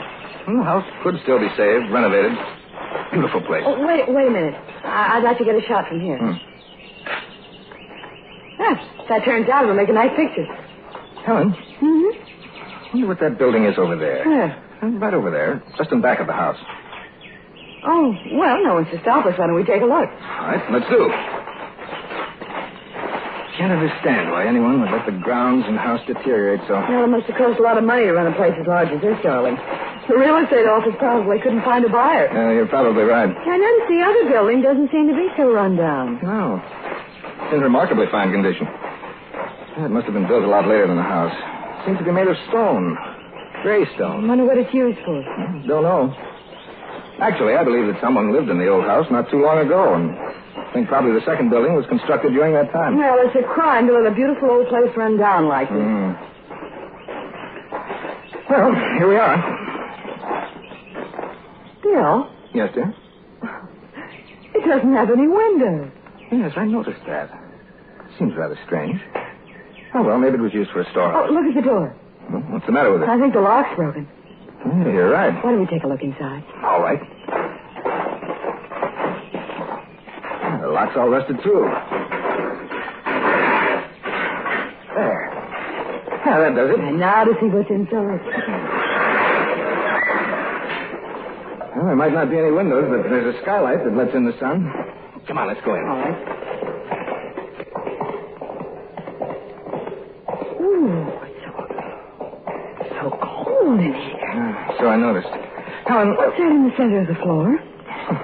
That's just what I was going to say. This isn't a storehouse by any stretch of the imagination. It's a mausoleum. That thing in the center of the floor is a sarcophagus. Stone coffin. There's nothing else in here. Just that thing in the center. And yet I feel as if it's crowded. As if there are things here that we can't see. That's nonsense, darling.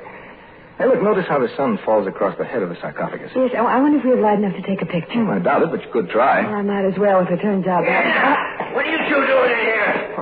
We noticed the lock was broken, and so we came on in. You shouldn't have done that. Why not? We didn't do any harm. I'm sure of that, but he won't like it. Who won't like it? The thing that sleeps in that stone coffin. What are you talking about? Just what I said. You didn't notice the writing over the door when you came in, did you? What writing? You didn't notice it then. That's a shame. Because you didn't know what you was getting into. Getting into? Look, I'm sorry, but I just don't understand. We didn't hurt anything. We're not intending to steal anything. Well, that don't make no difference. He doesn't care what your reasons were. Who is he? They called him Mr. Thomas when he was living. They call him the Death that Walks, now that he's dead. The Death that Walks? How did he come to get that name? Because people around here have seen him at night. But he's dead. That's right, he's dead. And they've seen him walking. That must be their imagination. It ain't their imaginations, I know. I've seen them myself. What are you trying to do? Frighten us? I ain't trying to frighten you none. I don't have to. You frighten you. Old Mr. Thomas. The death that walks. I think we better go, Bill. You don't believe what I'm telling you. That's all right with me. I don't care what you believe, but you listen to what I'm saying now. If I was you, I'd get away from here as fast as I could. Not just from this place, but from the town, from this part of the country. Why? You want me to tell you a little of the story? Yes. All right. Maybe you'll believe me then. Old Thomas came here from someplace in Europe. I say old, but he really wasn't old. Just seemed that way. He brought the house and grounds here and had them cleaned up till the place looked like it was brand new. Then he started building this here building.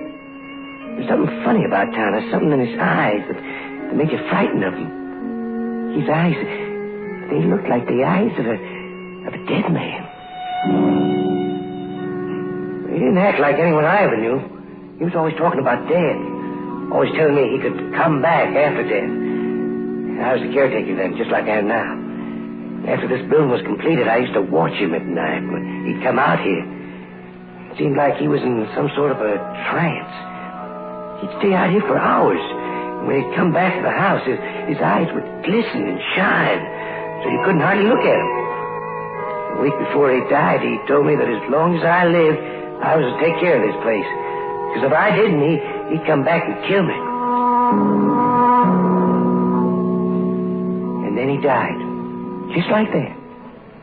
And he was put in here, in this coffin. And one night, about 2 months later, when the moon was full, I heard a noise. And when I come out to look, I saw the door to this place opening, and him come out in the moonlight. I could hear his footsteps. It sounded queer and hollow-like. And I turned around, and I could see his face in the moonlight. Pale and pasty, sick-looking. And those eyes of his seemed like two burning coals of fire. He seemed to be looking at me. And I heard him say, "They have disturbed me, and the moon has awakened me. I shall follow them." That's what he said. And I heard it just as plain as you're hearing me. And then he vanished in the night. Towards morning, I heard his footsteps again. And I heard that big iron door closing. And I knew he was back. The next day in town, I heard that Alf Cummins had died the night before, screaming something about not meaning to go into the mausoleum. I knew who killed him. And that's all there is to the story? Well, that's just part of it. It's happened again and again in the last 10 years since he's been dead. Folks around here say he'll follow you wherever you go if you come inside here. Well, in that case, why haven't you been killed? Because he needs me. He ain't going to kill me. But if I was you, I'd get out of this part of the country just as soon as I could. Let's go back to the hotel, Bill. Yes, all right, dear. You going to get away from here? Yes, we'd better get going. I wish I'd have been here when you come, but I was in town getting this lock. You can't go around leaving this door unlocked.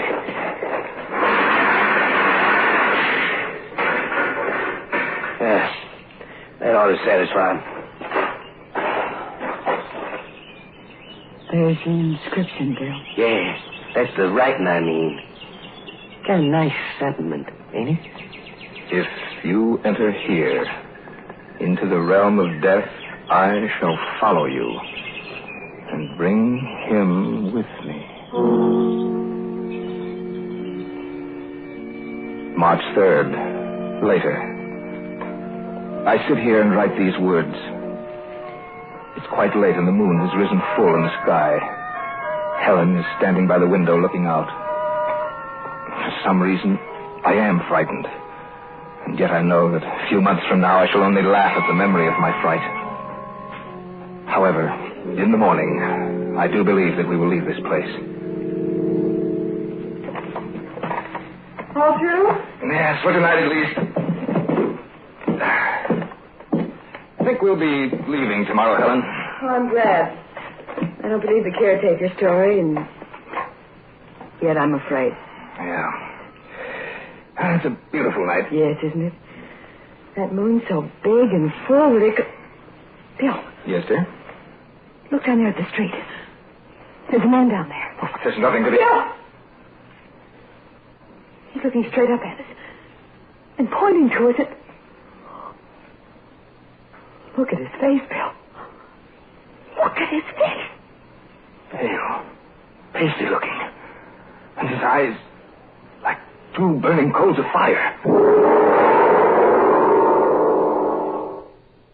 Back now to our story, adapted especially for radio by Richard Thorne, entitled He Who Follows Me.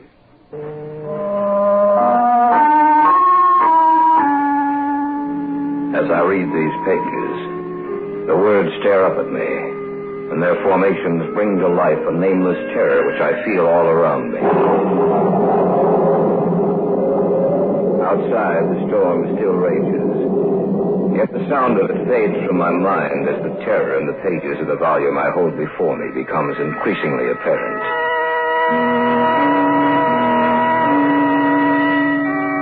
March 3rd. Still later.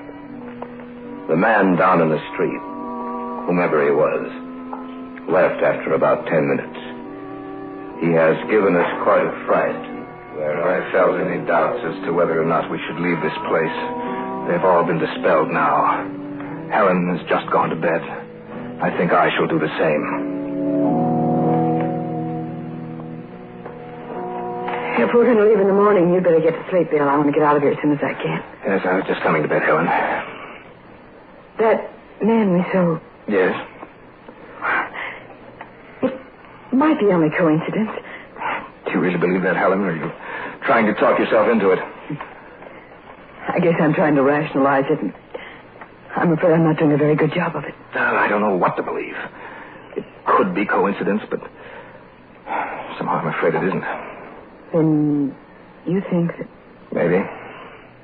Now, don't worry about it, Helen. By tomorrow, we'll be several hundred miles from here. And I doubt if whomever it was will follow us. They sound just like the steps the caretaker described to us. Yes, but we saw him walk away. Isn't Billy's in the room upstairs? Well, it's probably someone else. It's not, I know it's not. All right. Just a minute, I'll call the desk. This is William Mason in 316. Can you tell me who has the room directly above mine? Clerk's going to check. Yes? Oh, I see. No, thank you very much. What did the clerk say? The room directly above ours is unoccupied.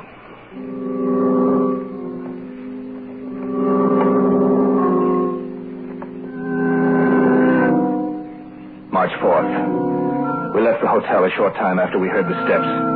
We went immediately to our car and drove all night and all day. And are stopping now in a motel almost 1,000 miles away. It's reassuring to know that he could not possibly follow us. I am very tired. Go to bed and get an early start in the morning.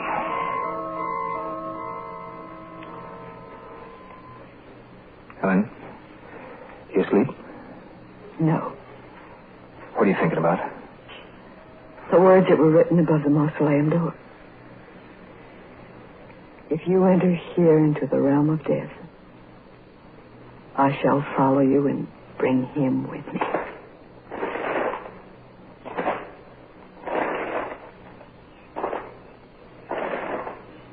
Bill? Yes, I hear them too. He couldn't possibly have come this far, could he? I don't know. What's the matter? Saw a face. Pressed against the window. It's not there now. I was there for just a few seconds. I saw it, Bill. The same man we saw last night outside the hotel. He was right outside the window.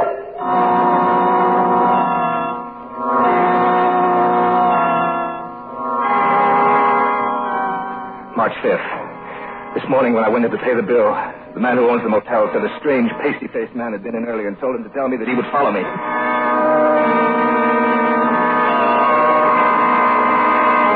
March 11th. It's impossible to get any material together that'll help me in my work. Everywhere we go, he's there also.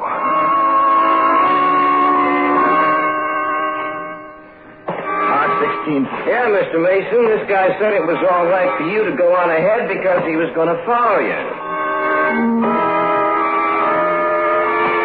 March 22nd. No, he didn't leave a name. He just said that he'd be in touch with you.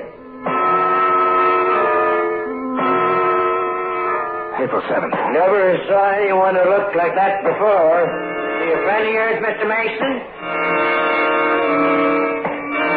April 18th. He said he'd follow you.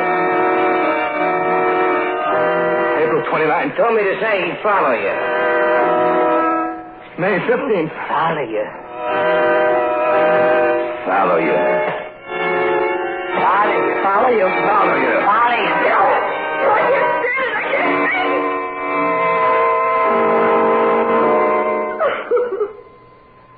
I wish there was something I could do, Helen, but there's nothing. I've done my best, Logan, but I can't. We go home, Bill. So if we go home, it'll be the same thing. Maybe it won't. I can't stand this anymore. All right, darling. We'll leave for home right away.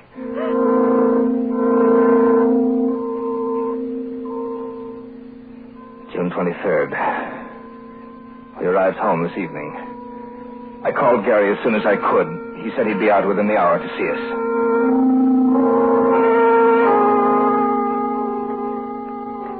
He wasn't able to help us in any way. I really didn't expect any help. I was hoping that he might be able to offer some concrete suggestion as to what to do.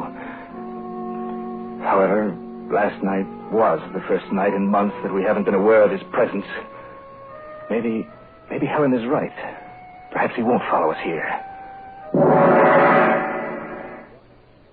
Back now to our story, adapted especially for radio by Richard Thorne, entitled He Who Follows Me. July 3rd. We've not seen or heard anything unusual since we first came home. I feel as a man might feel who has been given a new lease on life.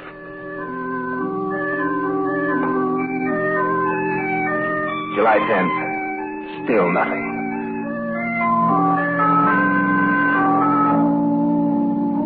August 19th. For the past 2 months, a feeling of peace and security has enveloped the house. Helen and I have been able to go around with no sense of danger nor of dread. But last night, that feeling was shattered. Gary had come out for dinner. It was almost 10 o'clock. Well, it's about time for me to get along. Oh, it's only 10, Gary. Sure you don't have to go so soon. I'm afraid I must, Helen. Tomorrow's a working day for me. I thought I might be able to get you into the game of chess. Oh, some other time, Bill. Well, next time, don't stay away so long. Don't worry. I think we ought to... Tell me, is someone upstairs? No. Listen. He's back. Who's back? The man we told you about. Those are his footsteps. I'd know them anywhere. I should. I've heard them enough. What are you going to do? Look, will you come upstairs with me, Gary? Yes, of course. You stay here, Helen. Don't go up there, Bill. Don't let him, Gary. No, Helen. This time I'm going to meet him face to face. And I'm going with you. No, you're not. You're going to stay right here. Ready, Gary? Yes. Okay, let's go. Be careful. As careful as we can. If he is up there, what are you going to do? I don't know. We'll find that out when the time comes. Those steps came from the guest room. I don't hear anything. Well, let's see if he's in there. Stand back, Gary. I'm going to open the door. Right.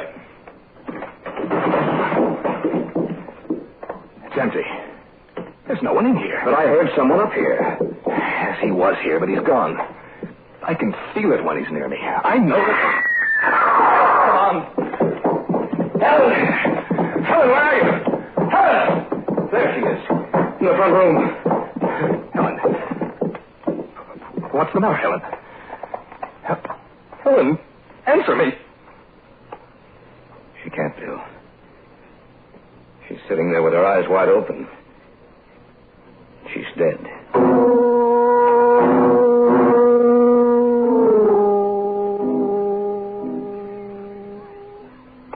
August 23rd. We buried her today.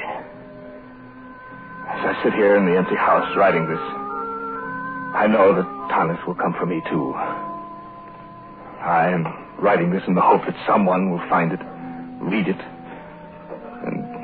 maybe understand my death. It's lonely here. Yet suddenly I have the feeling that I'm not alone. Someone is here with me.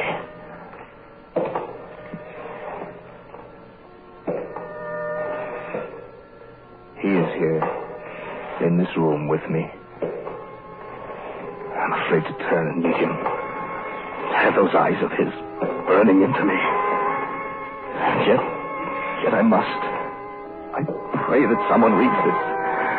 Perhaps he will...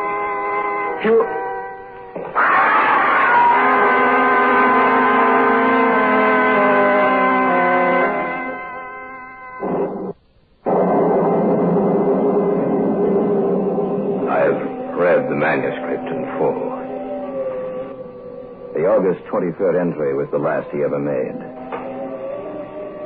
The feeling of creeping horror that runs through the pages has imparted itself to me. And I sense that someone is here with me. Of course, I realize that it's only my imagination. But I can't shake that feeling.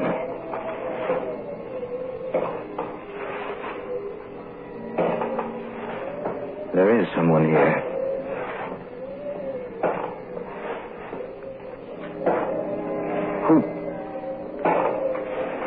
Who are you?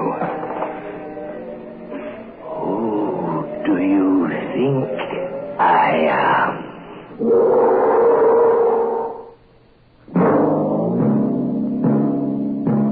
So runs tonight's tale of the unusual, the terrifying, the unknown. Join us again when next we journey down the corridors of the Hall of Fantasy to hear another strange tale of the supernatural. All characters and events portrayed in these programs are fictional, and any similarity to actual events or persons, living or dead, is purely coincidental.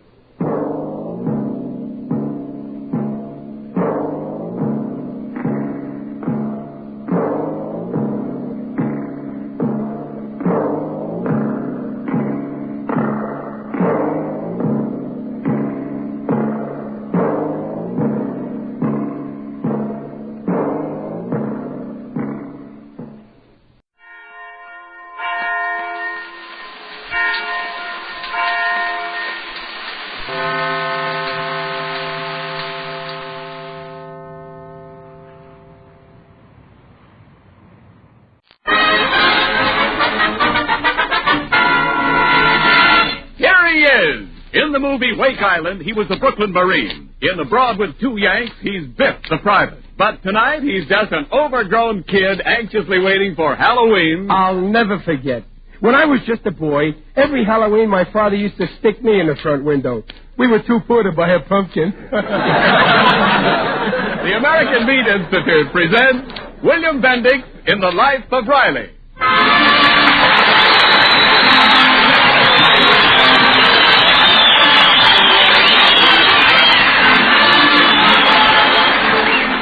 The meat people of America, providing a great food for a great nation. If you put all of America's meat retailers together in one city, it would make another city as big as Indianapolis. There are more than 400,000 meat retailers in this country. Another important link in the chain that gives you good, fresh meat every day, America. And now, on behalf of all those engaged in supplying meat to the nation, the American Meat Institute presents The Life of Riley with William Bendix as Riley.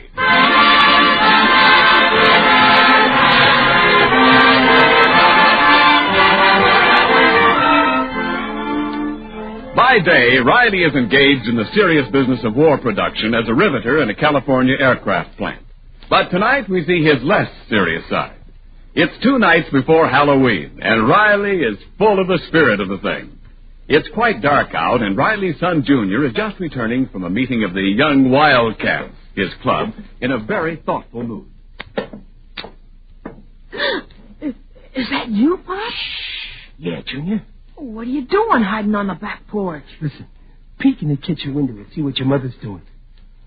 She's washing the supper dishes. Say, Pop, what are you doing with that false face on? You're Mickey Mouse, huh? No, I'm not Mickey Mouse. I'm the Rat Man of Blood Bucket Castle. Oh, at the dime store they sell those false faces for Mickey Mouse. Never mind. I bet your mother will think I'm the Rat Man. Oh, you gonna play a trick on Mom? Yeah. You see, last night we saw a horror picture about a nice gruesome character, the Rat Man. He was a vampire. Has lunch on people's necks. Oh, he ain't a rat. He's a bat. Oh, well, he's very depressing. Anyway, afterwards, your mom was so scared something would pop out of a doorway at her, she walked all the way home in the middle of the street. Mom said you made her walk out there. No, I just invited her out in the street because it ain't polite to leave a lady walking on the sidewalk all alone. You watch now when I scratch at the door. She opens it up and sees me in this thing. Okay, Pop, go ahead. Okay, all I hope is she don't faint. Watch now. Pop, what? Bats don't growl. They squeak. Oh, yeah, that's right. Who's there? We got her guessing. Well, I never. It's Mickey Mouse.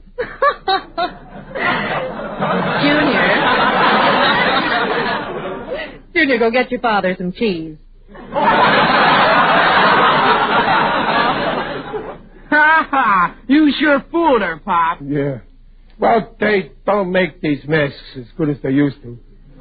Or else maybe I got a very strong personality and it leaks through, probably. Well, isn't it a little early for Halloween tricks, Riley? Well, it don't hurt to get a head start. Halloween's my favorite holiday. Look, Junior, there's something else I bought at the 5 and Dime. You see this book? Ghost Stories. Well, thanks, Pop, but I don't want to read any ghost stories tonight. What's the matter? You don't believe in ghosts, do you?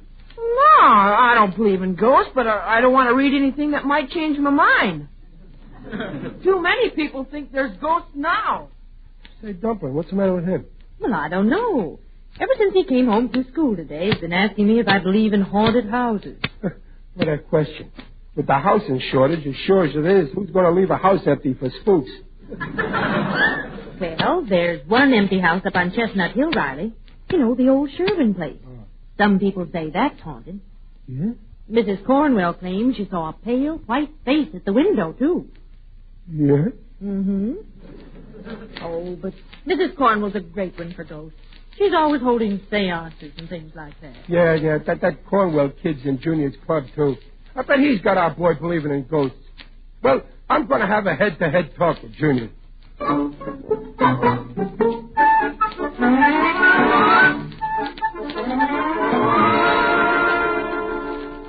So you see, Junior, if I tell you there's no ghost, you can take my word for it. After all, I've been your father for 13 years, ain't I? Oh, sure, Pop, but if there aren't any ghosts, what haunts haunted houses? Listen, Junior, nothing haunts haunted houses. Oh, yes, they do, Pop. Johnny Cornwell's mother proved the house was haunted. How did she? She said she saw a ghost face in the window at the old Sherwin house. It was a horrible face, too. Doggone, Mrs. Cornwell must have seen her own reflection. There's a dame should walk into a room backwards and break her face to you slowly. Oh, then, Pop, then she came home and held a seance.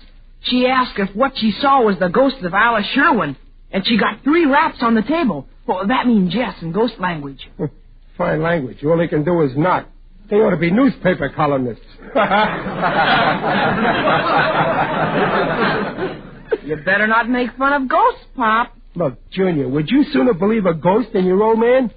No, Pop. But if the ghost said it was a ghost, it ought to know. Okay, I can see you're a septic. Now, we'll have a seance right here to prove what Mrs. Cornwell saw wasn't that Sherwin girl's ghost. Come on, put your hands up on this table. Right? Gosh, Papa, are you going to ask a ghost to rap? I'll show you. I'll put my hands on there, too, see? Okay, now I'll ask something. Are there any ghosts? See? No answer. No ghosts. Nah, Pop. You have to ask for raps. 2 means no. 3 raps means yes. Oh, well, okay. 2 raps for no, 3 for yes. I'll ask him again. Did Mrs. Cornwell see a ghost up at Sherwin's old haunted house? Gosh, Pop, it said no. You see, that proves it. Mrs. Cornwell's a phony.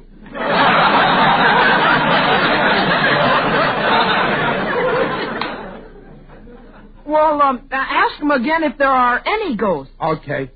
Are there any ghosts? Rap 2 for no. See that? The ghosts themselves say there aren't any ghosts. That proves it. Wait a minute, Pop. How could a ghost rap 2 for no if there aren't any ghosts? Well, that's very simple. I was just kidding, Sonny. I did that rapping myself. Honest. Well, your hands were on the table. Yeah, but my feet weren't. Look at. I just kicked up under that table with my foot like this. Oh, Pop. I bet you wouldn't kid around like that in a genuine haunted house like the Sherwin place. Well, sure I would, only I can't because I ain't going there. Would you be scared to go if you were going? Me? No. Oh, that's good, Pop. No, I ain't scared to go neither. How do you mean? Well, down at my club tonight, we got to talking what we'd do Halloween. So we made it up we'd go find out if Sherwin's old house was haunted or if it wasn't. Yeah. I pity any ghosts when them young wildcats get in that house. Oh, we ain't all going inside, Pop. Just one of us got elected to go inside. The poor guy who got the short straw. Who got it? Well, I did. I see. Well, Junior, you show him you know there aren't any ghosts in there. I'm proud of you, Junior, walking in there all alone. I think that's I won't be all alone. I made up a rule the fellow who had to go in could take in another fella, his best friend. Well, that's okay, too. If the guy you picked is a real friend, he'll go like a shot. Who'd you pick? I picked you, Pop. Well, I bet that... me? Look, Junior, I'm probably going to be very busy and... Pop, you ain't scared to go, are you? Well, no, but... And you're my best friend, aren't you? Huh? Well, yeah, I guess I am. Actually, the saying is that your mother is your best friend. Well, I couldn't ask Mom to go. I'm sure glad you're coming with me. Yeah, me too, Junior.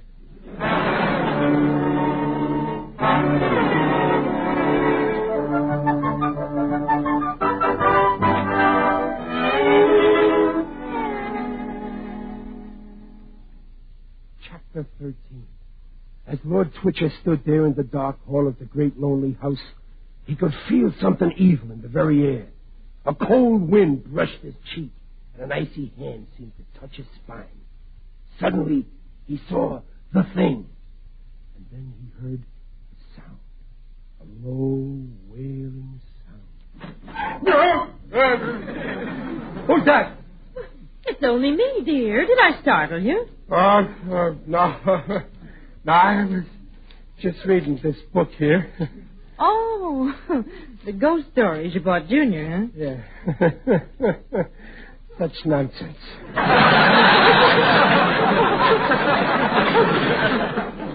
Oh, my, it's a quiet Halloween, isn't it? Yeah. Wonder what all those boys in Junior's club are doing tonight. I know what they're doing. They're all sitting over across from our house right now on the fence, like a row of buzzards, waiting for us to come out. Oh, are they going to the house with you? Oh, they're going as far as the gate of the place to make sure we go in. Oh, but you're not nervous about going, are you, dear? You don't believe in ghosts? Well, no. You don't believe in them either, do you, Peg? No. But there is something queer about that house. Huh? I wonder what did become of that poor Alice Sherwin. Well, if nobody knows, I don't want to find out. What did they say happened to her? Oh, awfully sad story. She was a bride, you know, beautiful girl. Well, they were on their honeymoon in Manila. He was a captain in the Navy. She and her husband were going to come home and live in that old house. Then, well, he was lost in an air raid. Some say they were both killed together. Others say that she followed him because she didn't want to live without him.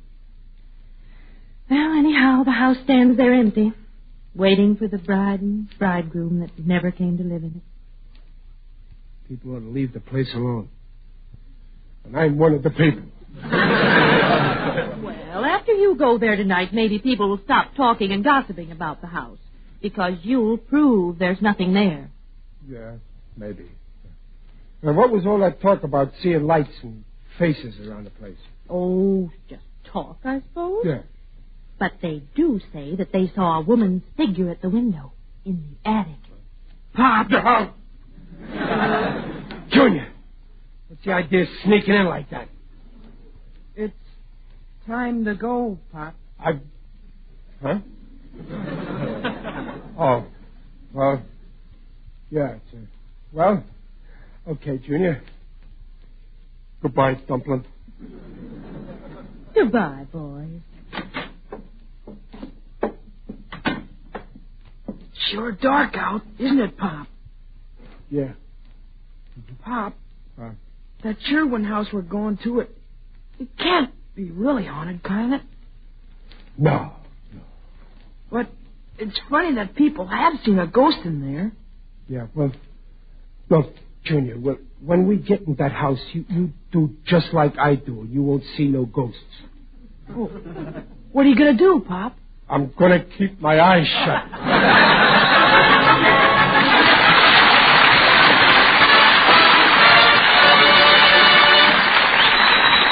Well, not even nervous Riley has any idea of what's in store for him as he and Junior head for the mysterious old Sherwin place. We'll rejoin them in just a moment. Right now, this is Ken Niles speaking for Meat. The other day in a meat market, Mrs. Niles overheard a woman say, "Joe, I hear all this talk about braising meat, but just what meat do you braise?" Well, Joe the meat man told her, of course, and out of that comes this excellent thought. Maybe some of you would like a little review of the braising cuts of beef. Well, in the first place, braising is an ideal way of preparing the lean point-free beef coming on the market these days in order to bring out all its fine flavor and tenderness. And here are the favorite braising cuts: popular pot roast, juicy Swiss steak, tasty flank chops, easily cooked short ribs, country fried steaks, and... Oh, but why go on? My mouth is watering so much I can hardly talk now. But remember, braising is long cooking over low heat. And that's the way to good gravy, too. After all, whether you braise, roast, or broil meat, you are getting essential, highest quality proteins for which meat is nutritionally noted. Meat is a yardstick of protein foods because meat measures up to every protein need. And now back to the Life of Riley with William Bendix as Riley.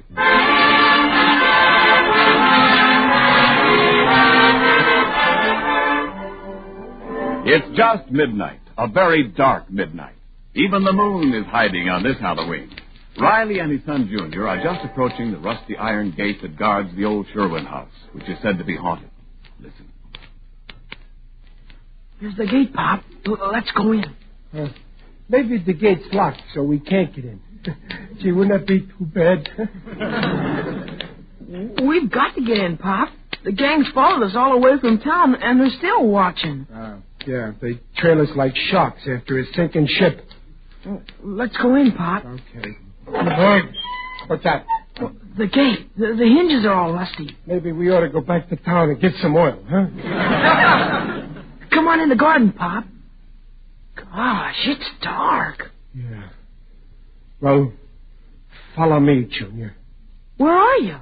Right behind you. Here. Give me your hand. I see the house, Pop. The moon's coming out of a cloud. Yeah. Junior. Huh? What's that over there? Huh? I think that's your shadow, Pop. If that's my shadow, why is it moving while I'm standing still? Pop, it's coming this way. And since when does a shadow make footsteps? Good evening, Riley. Oh, wait, Pop. It's your friend, Mr. Odell, the undertaker. Oh, Oh, yeah. Oh, how are you, Digger? I never thought I'd be glad to see an undertaker. You're looking fine, Riley. Very natural. Tell me, what are you doing here around the old Sherwin house? Oh, nothing, Digger. We're just having some fun on Halloween. Ah, Halloween. I adore Halloween. It's so gay.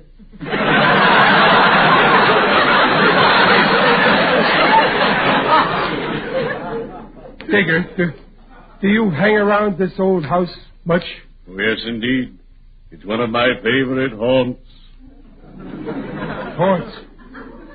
Listen, you don't think there's anything in there, do you? Who knows? Sometimes as I stroll through this old garden, I feel unseen eyes follow me. You do, huh?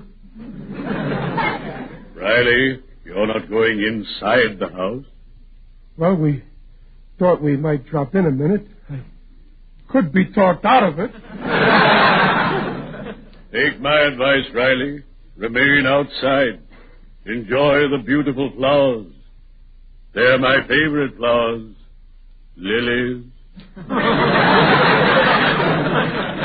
Digger, when you talk about lilies, please don't stare at my chest. Strange how some people have no interest in horticulture. In my profession, we have a saying, you may not like flowers at first, but eventually they grow on you.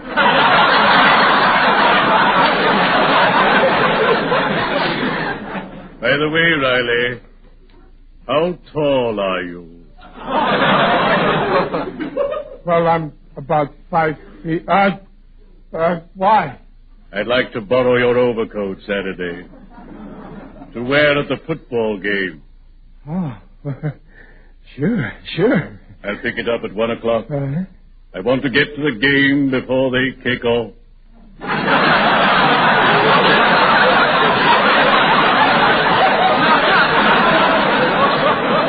Farewell, Riley. Oh, bury me not on the nombre.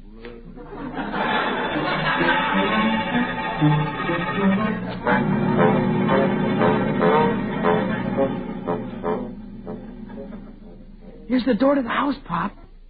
It's open. Well, leave it open. Why? Well, one thing, Junior, nobody will never be able to say your old man was a coward. Let's go in.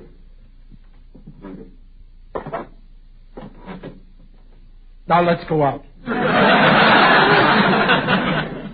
Wait, Pop. We've only been in one room. We're supposed to go through the whole house. As far as I'm concerned, this is a one-room house. Come on. Oh, wait, Pop. What for? I told a kid you didn't believe in ghosts, and I said we'd have another seance, like we did at home. Junior, a blood relationship can only be stretched so far. Oh, Pop, you said you'd do it in a haunted house, and if we didn't hear anything, it would prove there wasn't any around here. I already proved there wasn't any around here. Well, you didn't do it right. Well, I found out for a seance, the medium has to be tied in a chair so it can't pull no tricks. Well, okay, Junior. I'd be glad to let you tie me up. Only there ain't no rope. Too bad. I brought some rope, Pop. That was swell of you, Junior. I'll remember this. Go ahead, tie me.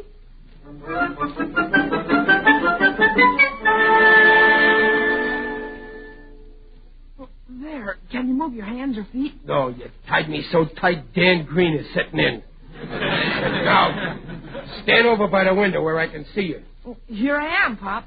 You'll see, Junior. There won't be any raps this time. Hope you're right, Pop. Of course I'm right. How can there be any raps when I'm tied up too tight to rap? And I also got my eye on you. Well, go ahead, then. Ask if there's any ghosts here. Okay, now. If there's any ghosts here, rap 2 times. If there ain't, don't bother. No raps. Oh, now say, if there are any ghosts, to rap 3 times. Oh, okay, but there won't be any. If there are any ghosts, rap 3 times.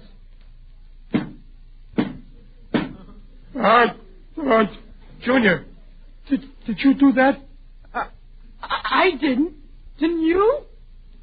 Frankly, no. Junior, where you going? Out the window. Come on. Oh, come back. Untie me, Junior. I can't get this chair through that window. Junior! Oh, Pop. Pop, I can't get the nuts loose. I better go get a knife. Junior, don't forget to come back. I had to open my big mouth for raps, and I got raps.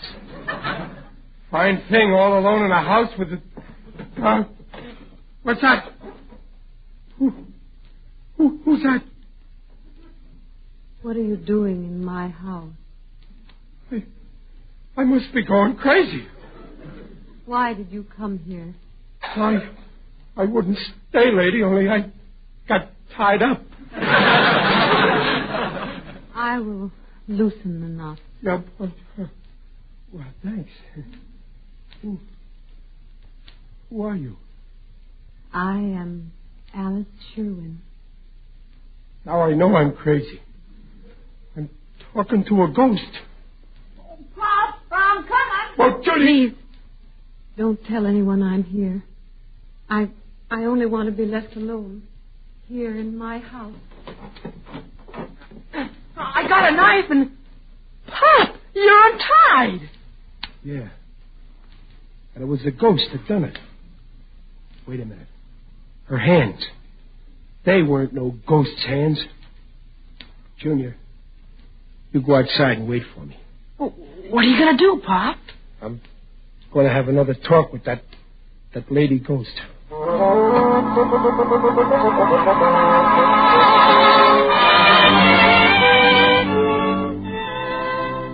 Why did you want to see me, Mr. Riley?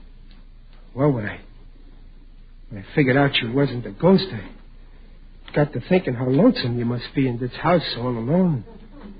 So I thought maybe you'd like to take a stroll over to my house and meet my family.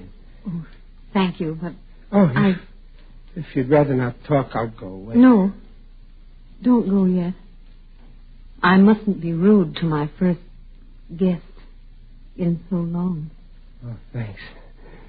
Must be kind of a shock when the first man you see in so long looks like I do.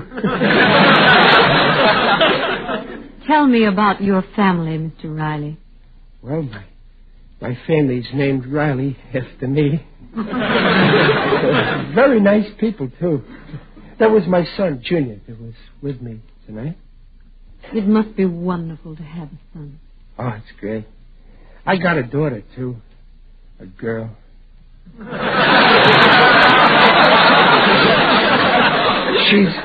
She's 16 now. The boy's 13, but getting older all the time. Then there's Peg, that's my wife.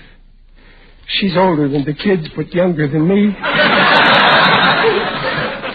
Say, in that picture of you over the fireplace, I guess that fellow with you, that's your husband, huh? Yes. That's Robert. He's a good-looking fella. Maybe you'd rather not talk about him, though. Silence won't bring him back. My wife told me about what happened. Of course, she didn't know the part about your being here. I don't want anyone to know. I want to stay here, alone, with his memory. It's the least I can do in loyalty to him. Oh. You mean you think that's what he'd want you to do? Of course. Does that surprise you? Well, yes, ma'am, it does. I didn't know him, but from his picture there, I know he was a swell guy. I wouldn't think he'd want you locked up here, throwing the rest of your life away. Do you think any man wants the wife he loved to forget him in a year or ever? Well, no, but there's different ways of remembering. I don't understand. You can make his dying count for something by helping to beat the people who started this war and teaching the world that it won't pay to ever start another. You think that I could help end this war? Sure. Everybody can do something. The only thing a person can't do is do nothing. Oh, I guess you think I've been very selfish, Mr. Riley. Oh, no. No, you've been shut up in this empty house. You just didn't know what was going on. The people I can't understand are the ones who do know and still don't care. Those people live in something worse than an empty house. They live in an empty brain. Well, I'm not one of them, Mr. Riley. You've given me something to think about.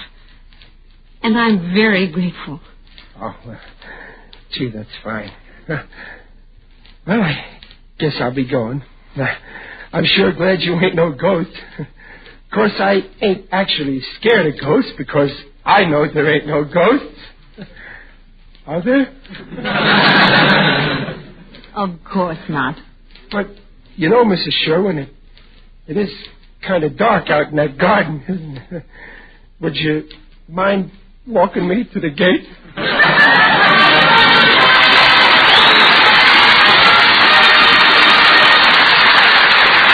Riley's will be back in a moment.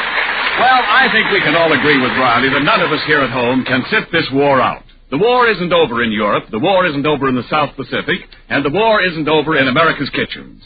You women who have signed up for the duration to keep help-giving meals on America's tables just can't pick out the meat you want and be sure of getting it every time these days.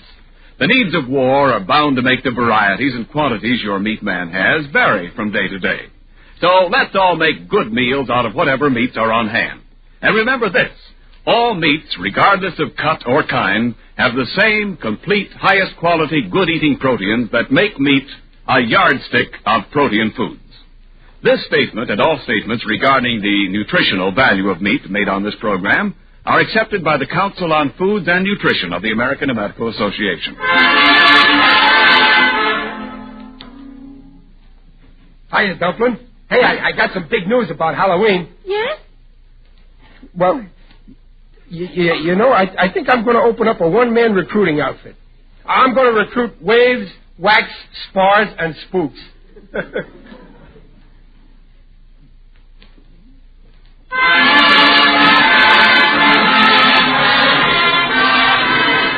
Life of Riley, starring William Bendix, next week at this time. This is Ken Niles saying, see you next week. This is the Blue Network. 7:30 KECA, Los Angeles.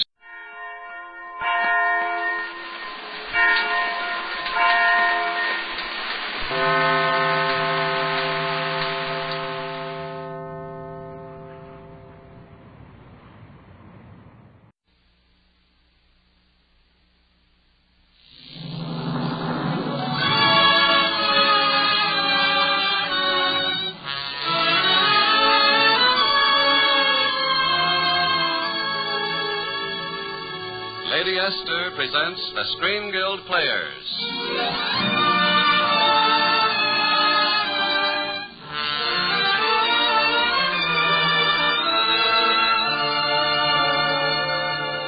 The Lady Esther Screen Guild play tonight, The Ghost Goes West. The starring players, this is Basil Rathbone. This is Marcia Hunt. This is Eugene Collette. And this is Charles Irwin.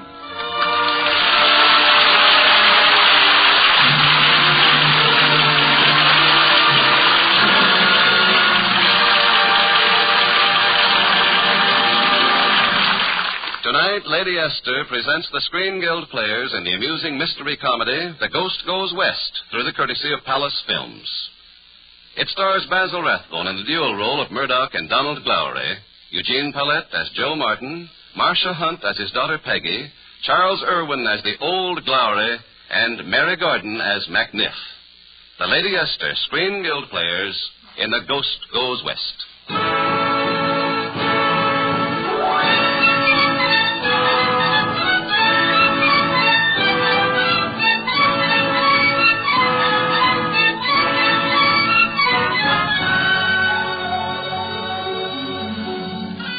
If you didn't ken my name, it's Murdoch Lowry. And just so we'll be understanding each other, I'm a ghost. Aye, but I wouldn't be doing a wee bit of harm to a single one of you. Och, no, I used to be a human being myself. Oh, I was very human then, 200 years ago. I just couldn't resist the lasses, God bless them, and that's how the whole thing came about. It was a shepherdess that afternoon, as fresh and as bonny as a budding rose. Explain it to me again, please, Murdoch, so I'll understand this game we play.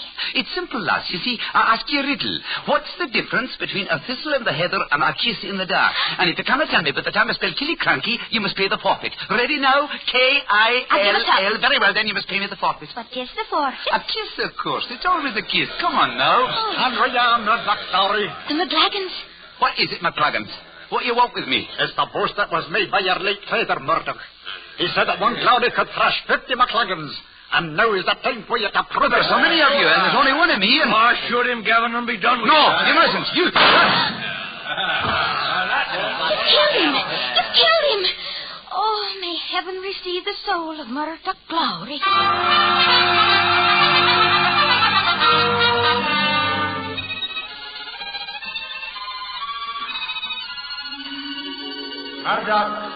Murdoch, my son, can you hear me? I can hear you, Father. Where are you? I am in heaven. Then where am I? You're in limbo, my son. The empty place between heaven and earth. Because you died a coward's death. But, sir, there were so many of them. Coward's death. And so you can't be welcomed by your ancestors in heaven. No, you're doomed to be a ghost. A ghost. But people are afraid of ghosts, Father. I don't wish to frighten good folk. How long must I stay with this way? Each midnight you will walk the castle halls until you find a McLagan there and twist his nose and make him kneel and admit that one Glowry can thrash 50 McLagans. Then and only then can you ascend from limbo and join your noble ancestors in heaven. Full 200 years ago that was. And every midnight since then I've walked the castle halls. Aye, but the castle is different these days. The Glowry clan has come on hard times, and young Master Donald... He's the one they say looks so much like me. He's having his troubles, to be sure. He's that heavy in debt. It looks as though he'll be selling the castle. Aye, but who is there to buy it? Master Donald. Oh, Master Donald. What is it, McNiff? Somebody to see you, sir. It's about the castle. Good afternoon. My name is Donald Glowry. Yes? Oh, I beg your pardon. I didn't expect to see a girl. Why not? We're common enough. My name is Peggy Martin. I understand you want to sell this castle. Why, yes, I mean, that is... Why do you stare at me like that? Is there anything strange about it? No, nothing strange at all. You're very lovely. I mean, you're an American, aren't you? How'd you guess? Ever seen an American before? Oh, yes, several.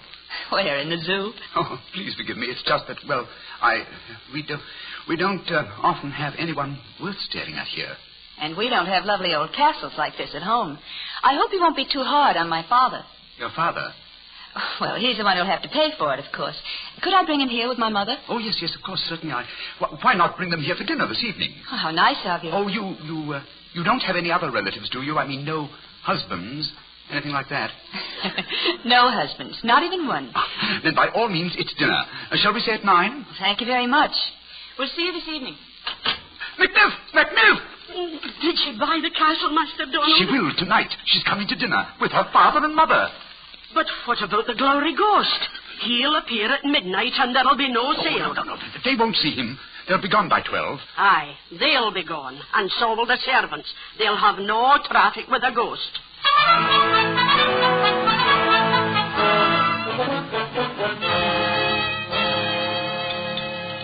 Wonderful dinner, Mr. Glowry. Absolutely wonderful. And I guess I want to ought to know. Really, sir? Oh, yes. My husband is in the food business himself. Martin's fine foods from coast to coast. Over 20 million customers. You know, that's quite a responsibility. Filling 20 million stomachs every day. Yes, but it's very profitable, Mr. Glowry. That's why Dad can afford to make an offer on the castle. I see. Mother, isn't it wonderful? It's 600 years old, you know. That's very old, isn't it? Mr. Glowry, is it by any chance haunted? Well, you see... Mother's scared to death of ghosts, but I'm not. I'd love to meet one. Is there a ghost, Mr. Glowry? Well, I suppose there are legends about every old place. Nonsense. There isn't any ghosts because ghosts don't exist. Just a lot of silly... what's that? Only the bagpipes, Mr. Martin. It's an old Scottish custom during dinner. Listen, it's 12 o'clock, the witching hour. Joseph, we've got to get out of here. All right, Gladys, all right. Sorry, Mr. Glowry. You know how these women are. We'll have to leave our business talk till morning. Joseph? Coming, dear. Come along, Peggy. Good night, Mr. Glowry. And thank you. It's been a wonderful evening. Yes, it's been very wonderful. Murdoch Glowry, wherever you are, you've been a most considerate ghost not appearing tonight, and I thank you from the bottom of my heart. Don't thank him, Master Donald. Thank me. You, Macniff? I set the clock an hour ahead. Oh, then it's only 11. Who is that now? I'll see. Yes? Hello, I'm back again. Oh, Miss Martin. Did you know your clock is an hour fast? Really? I just happened to notice the clock in the car, and then Daddy got a grand idea. You know, it's just silly to buy a place without ever having stayed in it. So I thought, well, could you put me up for the night? For the night? Oh, any little corner will do, any extra room. Oh, of course, yes, certainly. Mrs. Macniff, I believe we have a guest for tonight.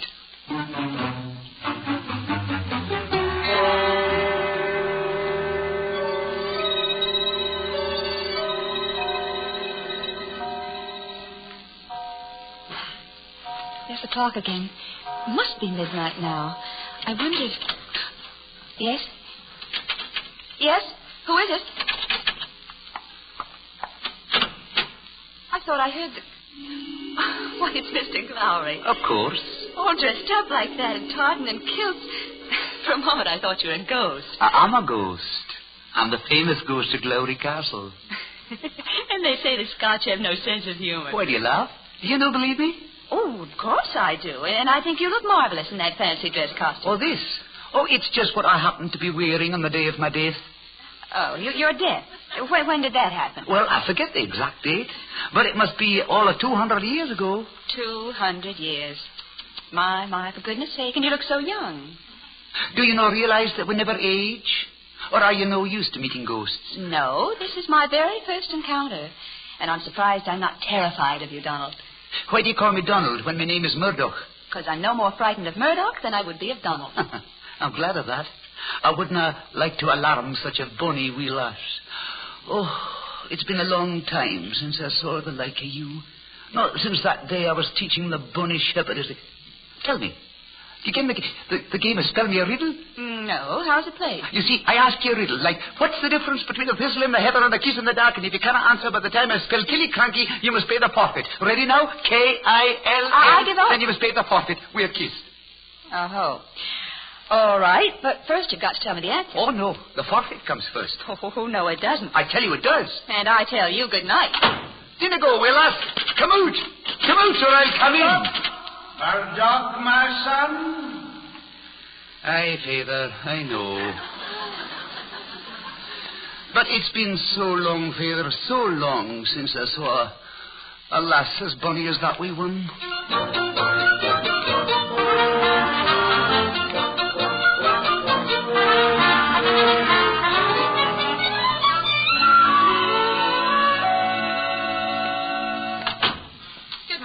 Oh, good morning, Miss Martin. Your father's here. He's looking over the place.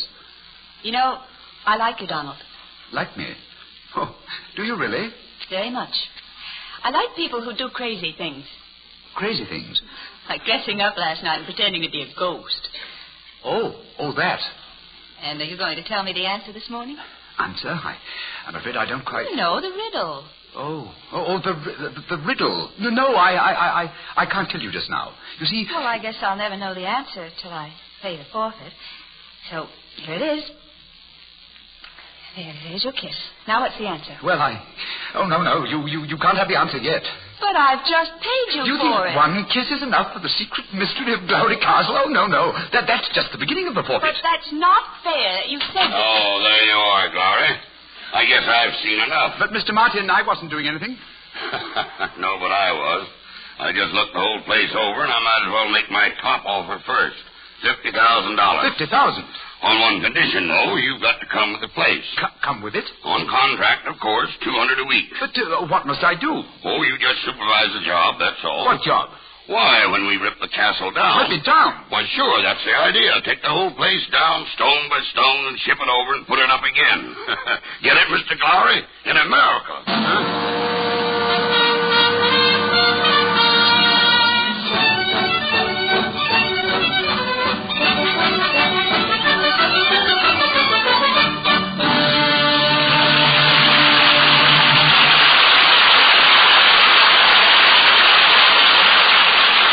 Esther has presented Act One of The Ghost Goes West, starring Marcia Hunt, Eugene Pallette, Charles Irwin, and Basil Rathbone. In just a moment, we will hear the Lady Esther Screen Guild players in Act Two. But first, a word from our hostess, Lady Esther. One of the greatest dancers this world has ever seen was Anna Pavlova. But at one time, a tragic experience almost ruined her career. She was giving a concert in a faraway city. When she first appeared on the stage, she looked gloriously young and vibrant. But when she came on for the second part of her performance, she seemed old and haggard. Here's what happened.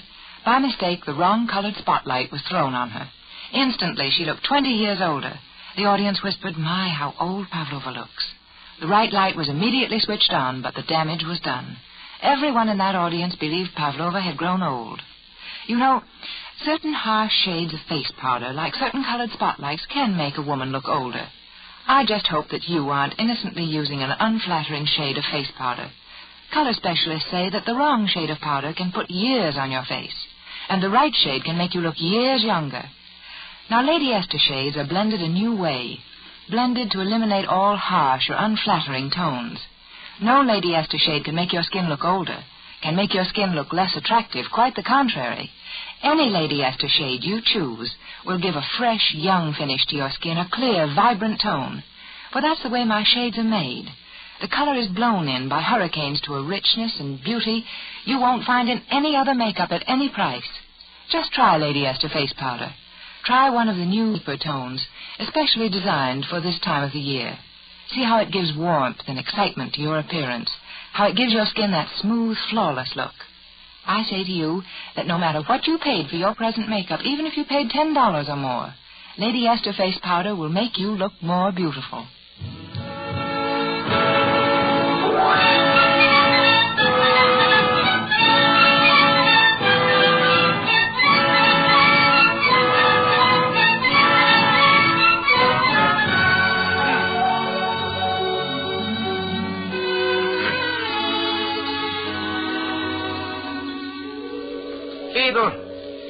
Father, can you no hear me? Aye, Murdoch, my son, I can hear you. Father, what is this strange place? Where am I? You're at the hold of a ship, my son, on your way to America. But I don't want to go to America. I don't want to be a confounded colonist. You must go, my son. With the old glory castle which you dishonoured. But, Father, must I stay down here in the hold all the time? Oh, when it's dark you can walk out on the deck, my son. But mind you, no trifling with the lassies now.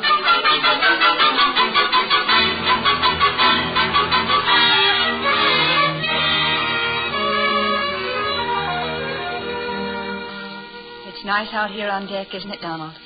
I mean, much nicer than being inside. All that crowd at the ship's masquerade. Yes, it's much nicer out here, Peggy. Not that you look as silly as the rest. You know, you're very handsome in that Scotch costume. Oh, it's just the glory tartan and kilts. That's what I mean. Donald? Yes? When you've finished rebuilding the castle in Florida, why not live in it? But you'll be living there yourself. That's all the more reason. We could be together. You and I. It's getting rather cold out here, isn't it? Shall I go and fetch a rug? Yes, if you wish. I won't take a moment. I'll be back right away. Oh, Peggy Martin, you must be slipping. Can't even get the guy to tell you that... You lass.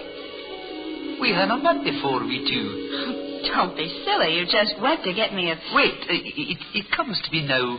We play games together. Obviously, you're very fond of games. Aye, especially the riddle game. If you follow me, it's a means to an end. You mean so you can... Oh, I understand. And I apologize. Apologize for what, lass? Having misjudged you, Donald. Donald? Oh, do I have to tell you again? I'm no Donald, I'm Murdoch. Oh, Murdoch, yes. Yeah, I'm the ghost of Glowry Castle. Oh, Mr. Glowry. Mr. Glowry, sir. Go away, man. Can't you see I'm busy? Oh, I'm sorry, sir. I'm just doing my job. I'm the ship's photographer, you know, getting pictures of all the best costumes. Oh, this is Mrs. Ortenberry. Oh, I'm Cleopatra tonight. Isn't it fun?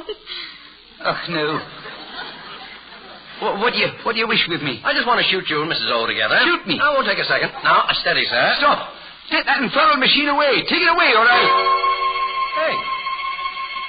Hey, he's gone. Just disappeared right into thin air. Murdoch. It was Murdoch Glowry. A ghost. A ghost. A ghost. Up on the promenade deck. They say he's walking in the hold, a ghost. I tell you, I saw him myself, as big as life.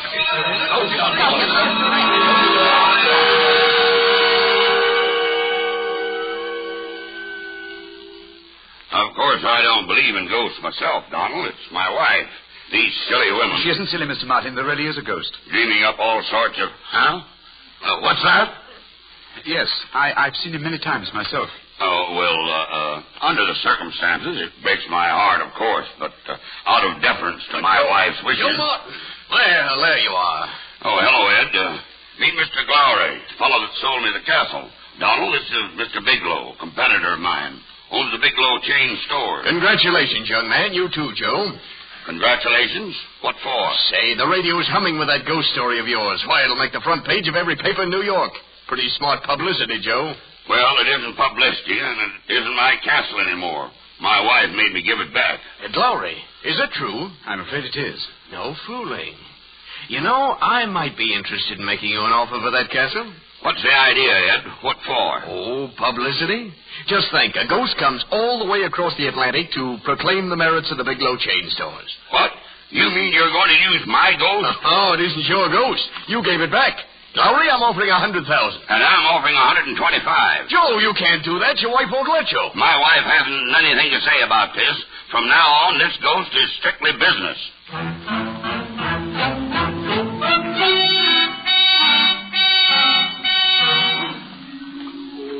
Father, this is Murdoch. Can you no hear me? Aye, I can hear you, my son. Father, I didn't like it here. I didn't like Florida. That, my son, is a privilege reserved for Californians. They've finished rebuilding the castle now, Father, and they've turned the brightest lights on it. Ah, yes, I know. Publicity. Publicity? A form of human madness, my son. Aye, but there's more tape on that, Father. They put a huge picture of me outside and a great banner that says, "The Glowry Ghost prefers Martin's fine foods." And are they no fine, my son? How should I know, Father? I haven't eaten a bite in 200 years. But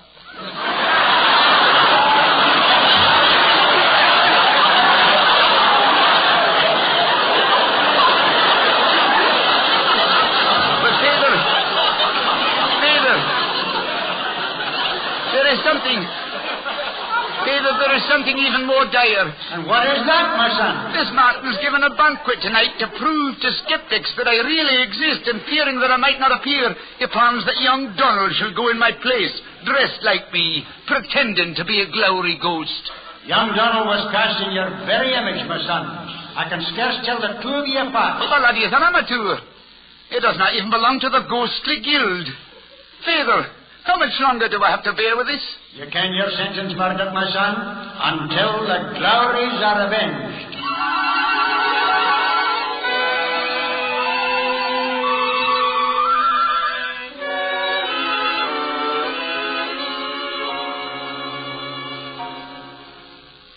$12 time to go downstairs and play my masquerade. Well, might as well get it over with. But this is the last time I'll... Oops. Oh, I'm sorry. Murdoch Glowry in tartan and kilt. Murdoch? How do you know I'm not Donald? Oh, it couldn't be. Donald left this afternoon. My dad just told me. And aren't you afraid of Murdoch Glowry? Oh, I couldn't be afraid of anyone I've known so long. Murdoch, remember that first night in Scotland? I remember, Peggy. Peggy? That's the first time you've called me by my name. Sounds as if you really were Donald. If Donald was speaking, you wouldn't listen. Oh, I would. But he won't be speaking to me anymore. He's gone. He wasn't very much interested in me. I think you're mistaken. You do? Oh, yes, you see, I know him very well. He is one of those stupid men who are afraid to speak. I guess I was stupid, too, and proud. I couldn't tell him how I felt. If he came back and said what was in his heart, that he loves you... If he loved me, he wouldn't have gone away without saying a word. Nobody wants to say a lot of words to you. And he may not be very far from here. What will you say to him, Peggy? Oh, I'd tell him I love him. But he won't come back. He will. He will come back, I promise you, as soon... excuse me, lass. I must be off. I've a little matter to attend to downstairs.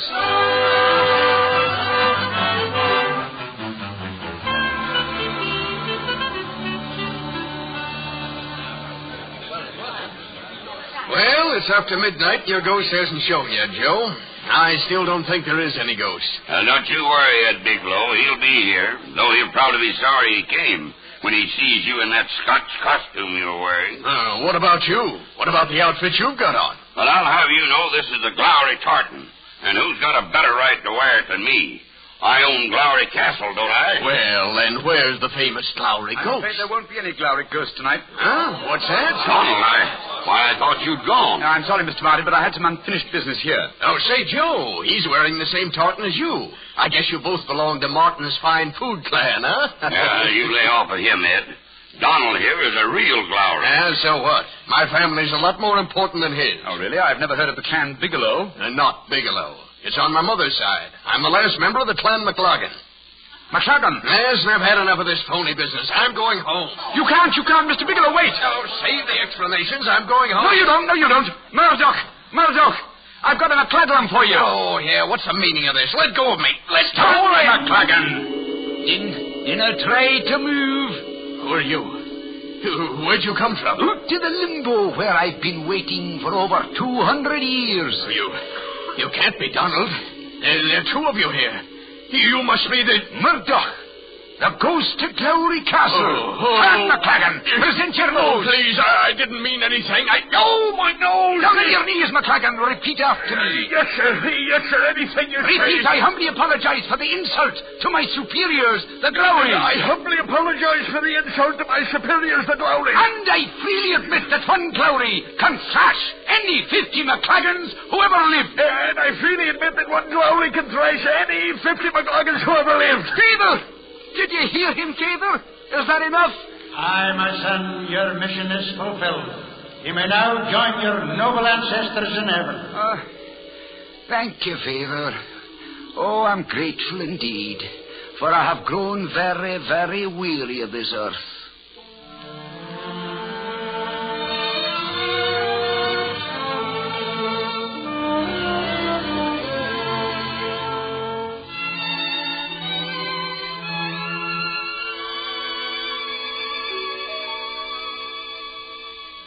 Peggy, when we met in the hall and you thought I was Murdoch, I saw my chance to tell you how I felt. Tell me again. Do you love me, Donald? I do. Oh, that's 3 times as much as I ever dared hope for.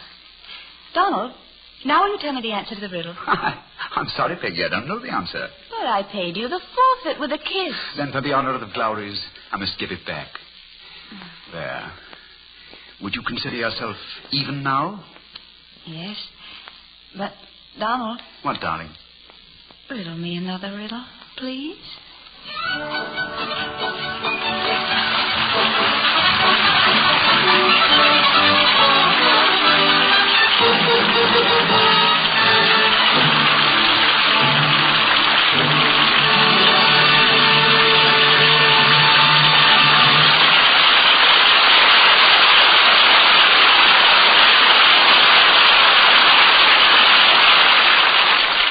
Thank you, Basil Rathbone, Charles Irwin, Eugene Paulette, and Marcia Hunt for a delightful half hour. It's been lots of fun, Mr. Bradley.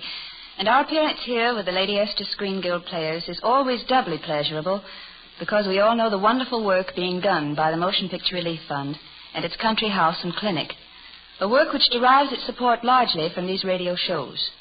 And now, before we tell you about next week's program, a word from one of America's foremost beauty authorities, Lady Esther. Thank you, Miss Hunt. Ladies, I just can't emphasize too often the great difference that the face powder you use can make in your appearance. A face powder that isn't quite right in texture can make your skin look a little dry and flaky, a little hard. A face powder that isn't quite right in shade can make your skin look faded, a little older. But what wonderful things a really flattering face powder can do for your skin. Women from all over the world write and tell me how Lady Esther face powder instantly beautifies their skin. They tell me they love the way it makes them look more interesting and exciting. Now that's because both in texture and in shade, Lady Esther face powder is different from ordinary powder. It's made differently, and it looks different on your skin.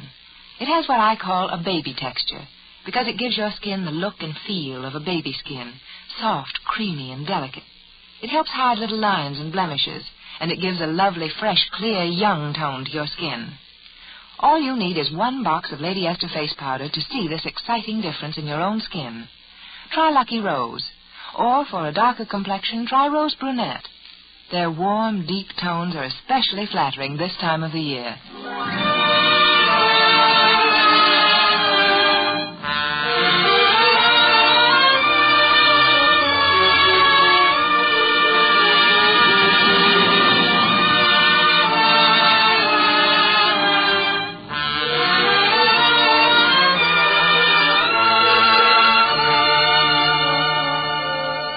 Next week, the Lady Esther Screen Guild Players will present The Uninvited. It will star Ruth Huzzy, Betty Field, and Ray Milland. Be sure to listen. Basil Rathbone is one of the stars in the Metro-Goldwyn-Mayer Technicolor musical Bathing Beauty. Marcia Hunt appears through the courtesy of Metro-Goldwyn-Mayer, producers of Dragon Seed.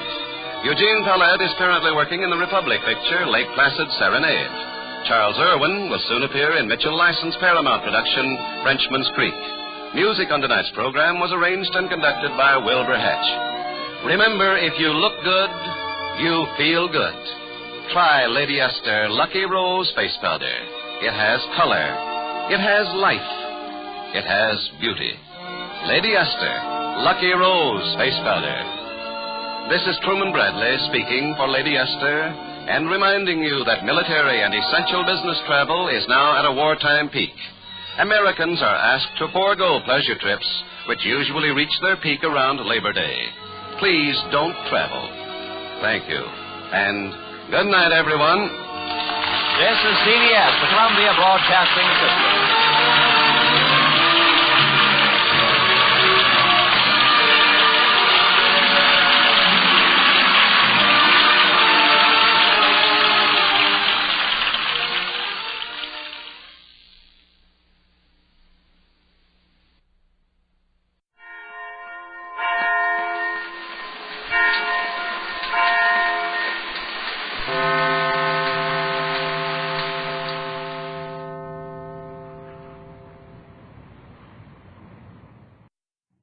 William Gargan stars as Barrie Craig, confidential investigator.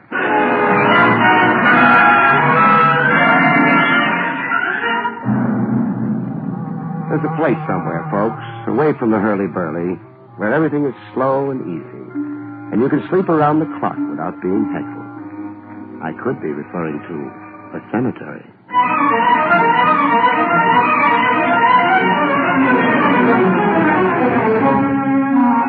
The National Broadcasting Company presents William Gargan in another transcribed drama of mystery and adventure with America's #1 detective, Barrie Craig, confidential investigator.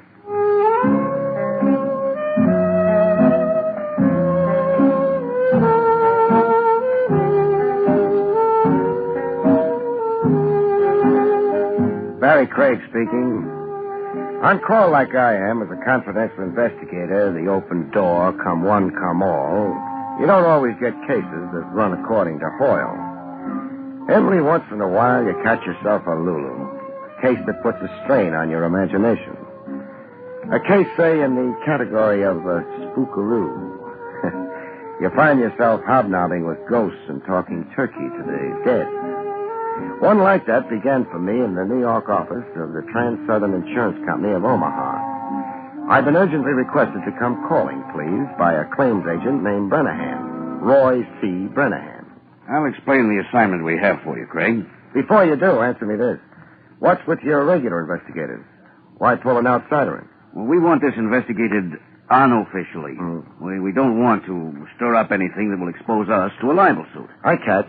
In case you're pulling a boner that's abuse, harassing innocent people. Yes. What's the story? Our file number 15466. Double indemnity case now officially closed. We paid out $50,000 to the widow of a subway accident victim named Remo Torch. This was 90 days ago. So? And I'll play you a recording I secretly made of an anonymous telephone call I was party to yesterday. Now, listen carefully, Craig. Hello. Hello, Mr. Roy Brennahan, please. This is Roy Brennahan speaking. I've got some information for you. Yes? Your company paid a $50,000 claim to a Mrs. Remo Torch 3 months ago. You remember it? Of course, sir. Remo Torch fell to his death off a subway platform. What about it? The claim was a fraud. It wasn't Remo Torch who fell under a train. But his widow identified the body. The identification was false. Who are you? A friend. Goodbye. Mr. Wait, don't hang up. Identify yourself, and there's a bonus. But my anonymous caller hung up, Craig, without identifying himself. I thought about it overnight, and today I called you in. Oh, it could be a crank call or an envious relative with a weird sense of humor. You must get 1,000 crackpot telephone calls. Yes, we do. We can't ignore them. Even if there's the smallest possibility of recovering a paid-out claim. Yeah, I've heard about the insurance claims agents, the fanatical watchdogs you fellows get to be. You're hoping and praying I turn up a scheming widow and proof that a third party was pushed off that subway platform and the corpse palmed off on you as Remo Torch. Handle this delicately, as if we have nothing to do with it. Like it's a case of your own. I can't be too delicate about exhuming a body. I need to get a court order for that. So do you want to get yourself another boy? No. I'll stick with you, Craig. Or be stuck with me. 10%, Brennahan. Any monies I recover for good old Trans-Southern, earmark 10% for Barrie Craig.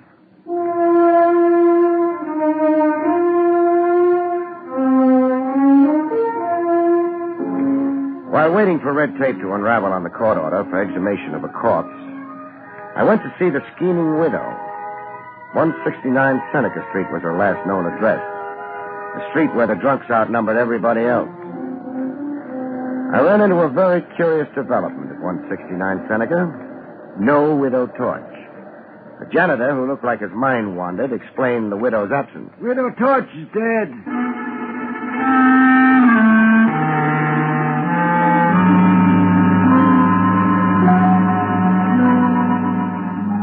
A dead policyholder and a dead, though rich, beneficiary. I had quite a cast of live suspects. The next evening, I drove myself to the Hillcrest Cemetery on Sycamore Street out in Long Island, where the mangled remains of Remo Torch had been buried. I had a signed court order okaying exhumation to serve on the caretaker there, an old geezer named Sam Billings. Going through the big iron gate, I heard the night chimes. Night is a nice time to go calling on a graveyard if you hate yourself. Every superstition you had as a kid comes back to haunt you. You begin to see things and hear things. Going up a narrow path toward the caretaker's house, I heard things. A scream as if somebody was being murdered not 50 yards away. I got to the scream. It was the old caretaker Billings on the ground near an open grave and a dead faint.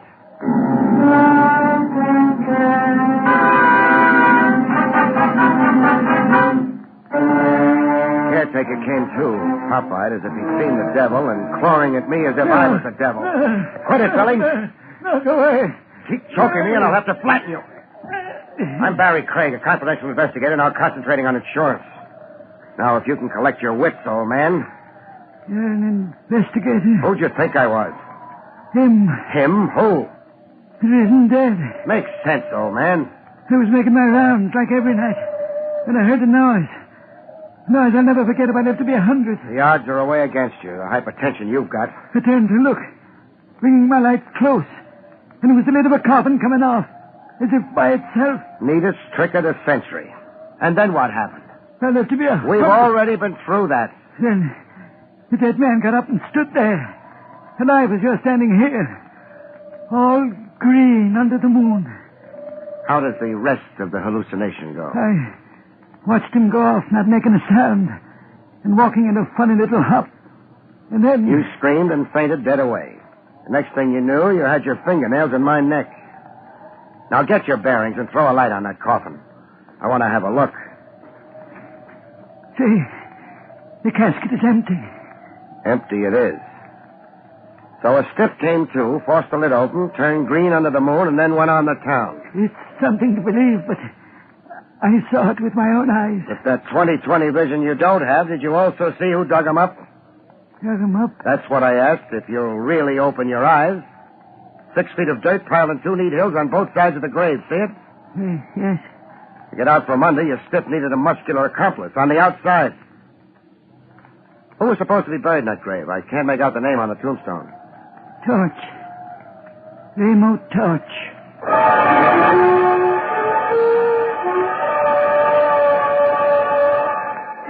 The case was coming to life, but literally. I left caretaker Billings to sleep off his jitters and got into my car.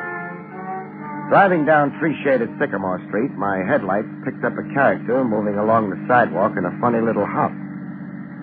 A funny little hop were exactly the words the caretaker had used describing his stiff who'd come alive. My man on the sidewalk was loping along like that, a kind of hop, skip, like a guy who had no control over his reflexes. I switched from brights to dims, slowed the car down to a crawl, and trailed him into a tavern, a big neon sign advertised as Barnstable Inn. I went in after him. My man wasn't after eats or bottle goods. He was out to make a phone call. I watched him thumb through a directory, then get into a booth. As soon as it was safe, I eased into the adjourning booth to hear what I could hear. I must see you. At once, tonight. Well, you must come. In Burnside Park, near the farm. I'll be there waiting for you. I watched him start for the open door of the tavern. I checked the phone directory where he'd left it open and read off the name where his fingernail had left a line under it. Mrs. Verna Talbot, it said. 2580 Merrydale Drive. A guy risen from the dead was dating a woman.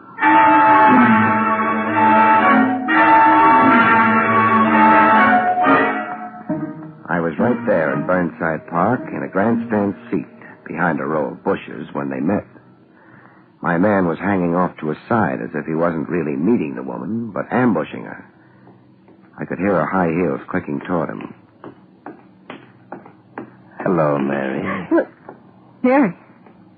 You're calling me Mary? Yeah. You're not who you said you were on the telephone. No, I'm not.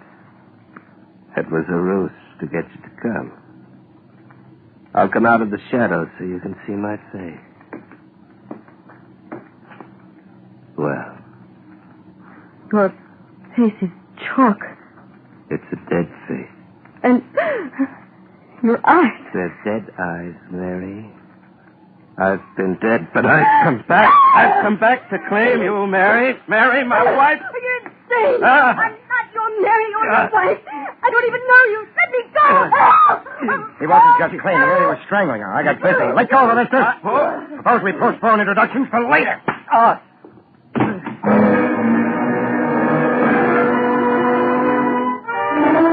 He might have been risen from the dead, but he reacted to the old one, too, like anybody else. He was out cold, stiff, like rigor mortis had come back.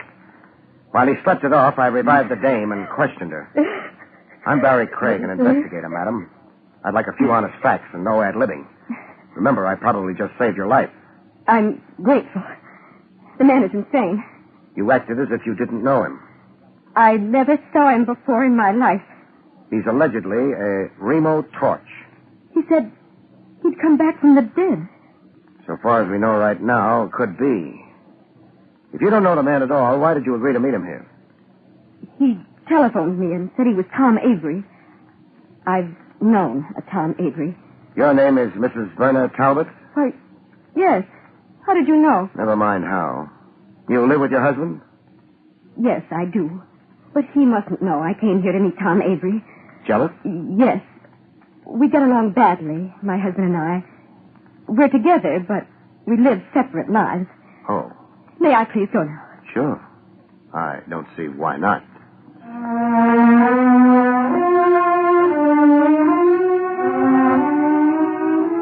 watched her melt into the night, half mink, half woman. Then I sat down to rest up, take stock, and wait. I'd sure found myself a bright way of making a living. There I was in a public park at 2 a.m., waiting for a corpse to rise for the second time in one night. This time out of dreamland.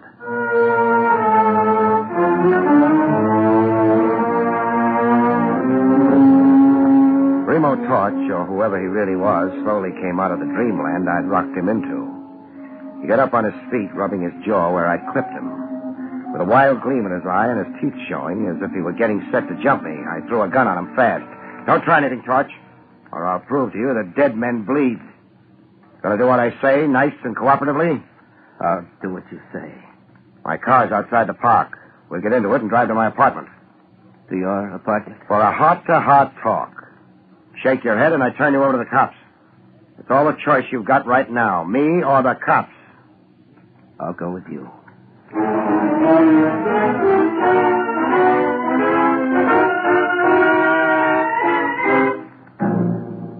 I got him home with me okay and put him to bed. When he fell asleep, I handcuffed him to the bed and tied his feet. Then I showered and waited for daylight and a good morning chat with Lieutenant Trav Rogers at Willie's Coffee Pot. I don't get half of what you told me, Craig. Half's enough to hold you for now. Feed ghost stories to little boys a spoonful at a time, an old teacher of mine used to say. Just you run down a few items I asked, huh, pal? You want me to find out when Mary Torch died? And who signed the death certificate, and where was she buried? Phone me the minute you know. Craig. Yeah? Being your blind helper, just how did I get so degraded? The coffee's my treat. Have yourself a second cup, chum.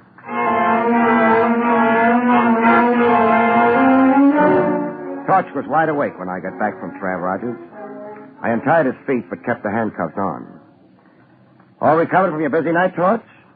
What do you want with me? I'll settle for the story of your life. I can only remember the story of my death. I died August 28, 1951. Okay, I'll play straight man.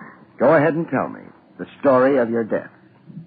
My last day alive was a Friday. After breakfast, I left home and my wife, Mary, to take a subway train downtown. In the subway, the express platform was crowded, as it always was. But waiting for my train, I could feel one man closest to me. Why this one man? He went everywhere I went. What did he look like?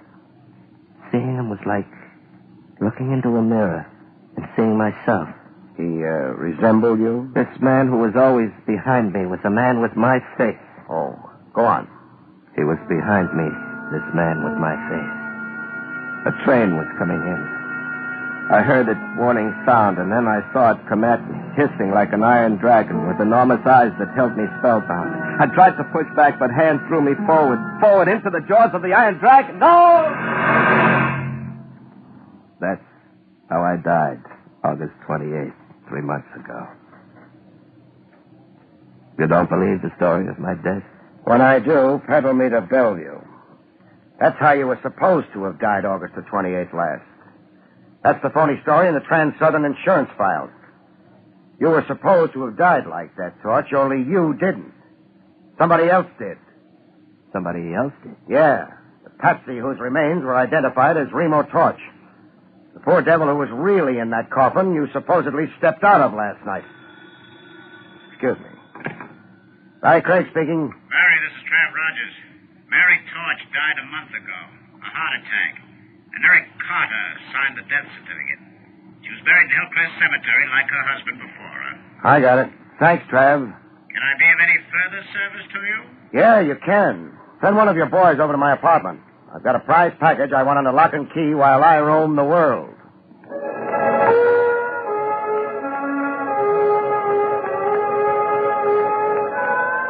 I had the graveyard habit. There I was again at Hillcrest Cemetery, waiting another court order at old caretaker Billings. This time with the name Mary Torch spelled out on it. Old Billings read the court order, sneaking a little foolish grin at me as he read. Yesterday in order, Mr. Craig? Can you round up a couple of diggers right away? They can build Trans-Southern for the labor. It's easy to do.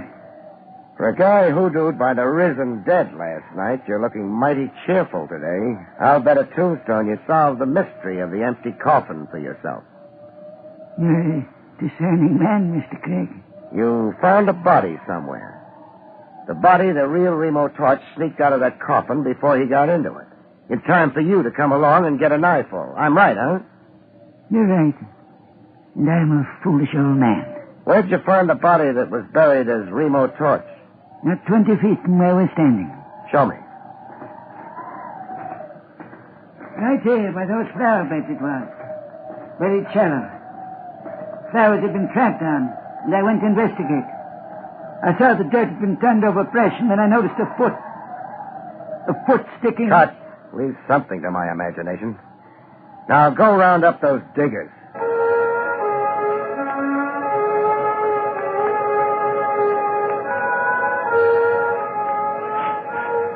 The slab of marble read Mary Torch.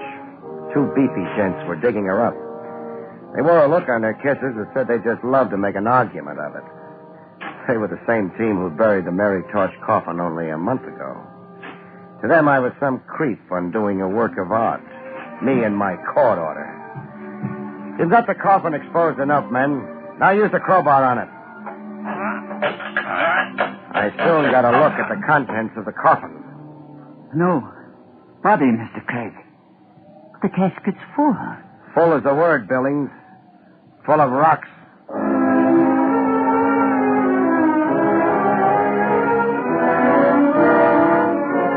The answer to the rocks was obvious. Mary Torch's death was a phony, and ditto her burial. I found out how it was maneuvered by an entry in the cemetery record book. It's the name of the undertaker you want? Or whoever supervised the so-called burial. Here it is. Mary Torch. And Eric Carter supervised the burial. Does the name mean something to you? Does it? Eric Carter's the same joker who also signed the phony medical certificate.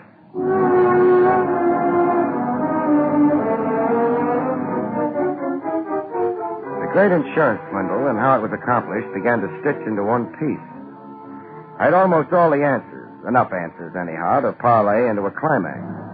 Only somebody was working his own idea of a climax to Barrie Craig. I'd left Hillcrest through the big iron gates for the drive back to Manhattan. I switched on the ignition. Good thing the cemetery was convenient. It took all the fuss and bother out of my burial.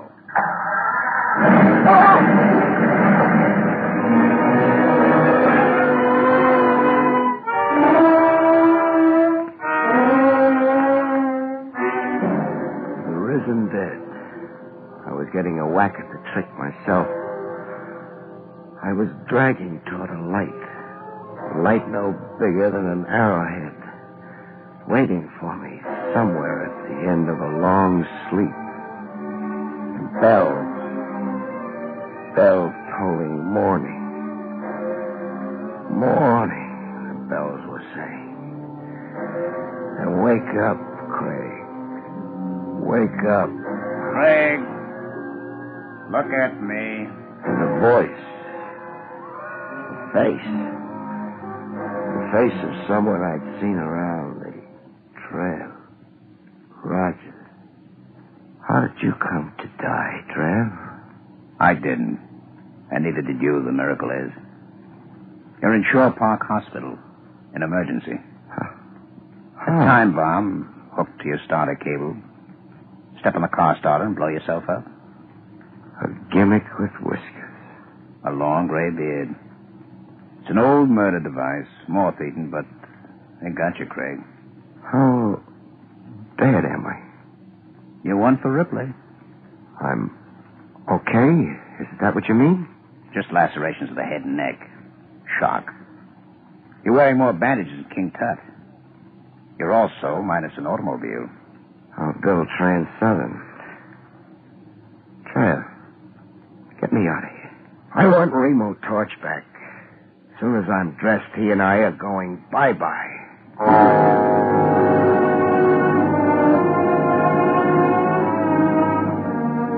I I taxied Remo Torch across town to an address in my little black book, 2580 Merridale Drive. I'm reuniting you with the lady you made a scene over last night, Torch. Yes, you. Us. May we come in? But, You remember Remo Torch? well, yes, of course. After last night, could I forget? I guess not. Especially since he only tried to strangle you. It'd be even harder to forget him if you were his wife. His wife. I'm Verna Talbot. My husband is George Talbot, a manufacturer's representative. Hooray for employment. Is your husband around? Yes, Introduce him to us. very well. George, Yes, Verna. this is my husband, Mr. Craig. That's him. Him, Torch, him who? The man with my face. It's my murderer, my murderer. Get this madman up. Torch, No more of that. Let go of him. My apologies for my friend's behavior, Talbot. There does seem to be a superficial resemblance between you. Same general features, sort of. Nonsense. This man's plainly insane. Insane like a fox. I'd say Torch has a pretty shrewd idea of what he's up to. I'd even say he was trying to drive a couple of schemers crazy before the law caught up with them. I don't understand a thing you're saying, Mr. Craig. Craig. All Greek to you, huh? Suppose I spell it out and you see if you get the drift. Torch's wife had him marked for murder. The lady wanted to cash in his insurance and then marry her boyfriend, an Eric Carter. The boyfriend began following poor Torch around, waiting for a chance to knock him off. But Torch caught on to what was cooking and figured out a way of outsmarting the schemers. Drop the insanity pose, Torch, and tell them how you did it. I hired an unemployed bit actor to wear my clothes and play at being me. The actor came down the steps of Torch's house every morning, stopped at the same newsstand, then went into the subway to ride to his office, as Torch would. Am I right on that, Torch? Yeah. The device worked.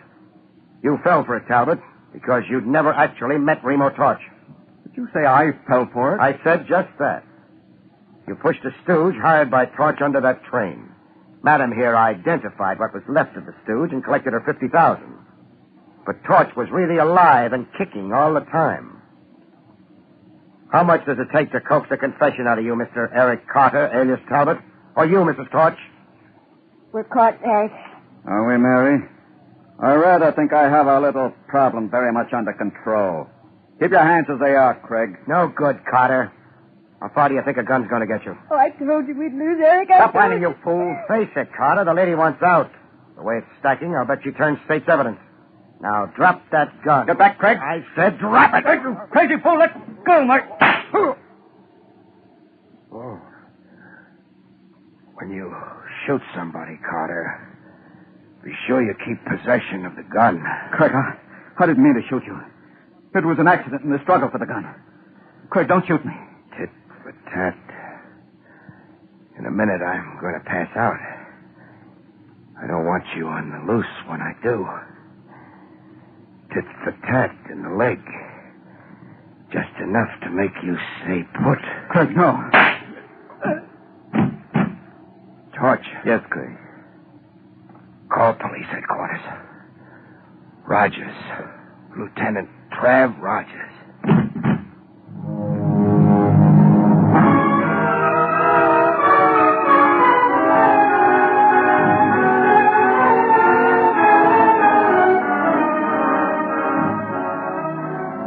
Wake up from a long sleep, and there's the same face in front of you, like a pin-up on a wall.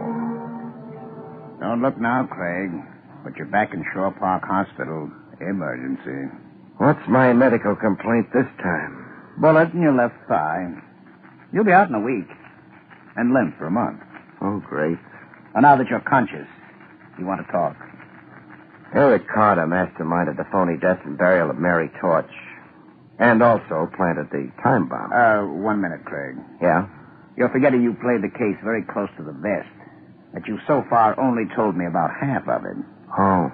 That makes the conclusions I'm giving you a little puzzling. A little incomprehensible. How long did you say I lay over here? A week. Pull up a bed, Trav. Pull up a bed? I got a long story to tell you. As a conscientious officer of the law, I know you want to hear it. Weak as I feel, and Long as the story is, I figure it will take about a week to tell. Good night, folks. See you next week.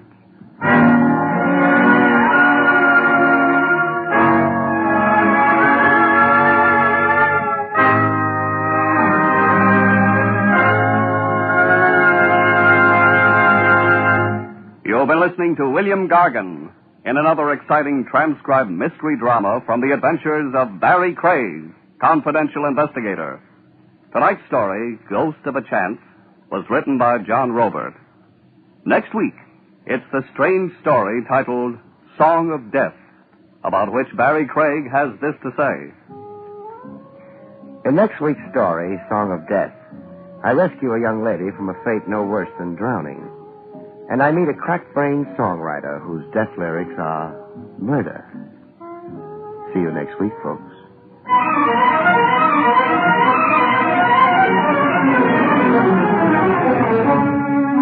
Featured in the role of Mary was Fran Carlin. Barrie Craig, starring William Gargan, was under the direction of Hyman Brown. This is Don Pardo speaking. Now enjoy Meredith Wilson's Music Room on NBC.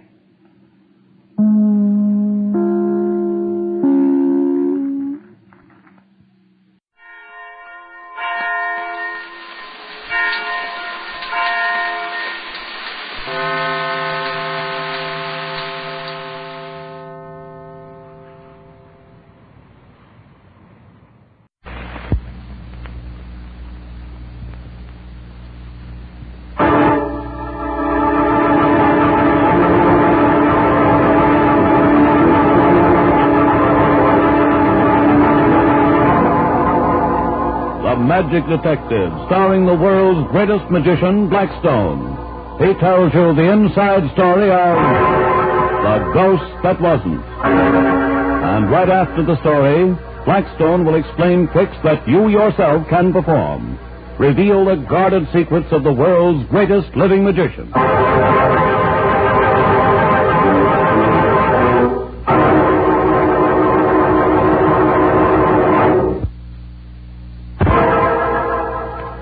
Now, stand by for Blackstone, the Magic Detective.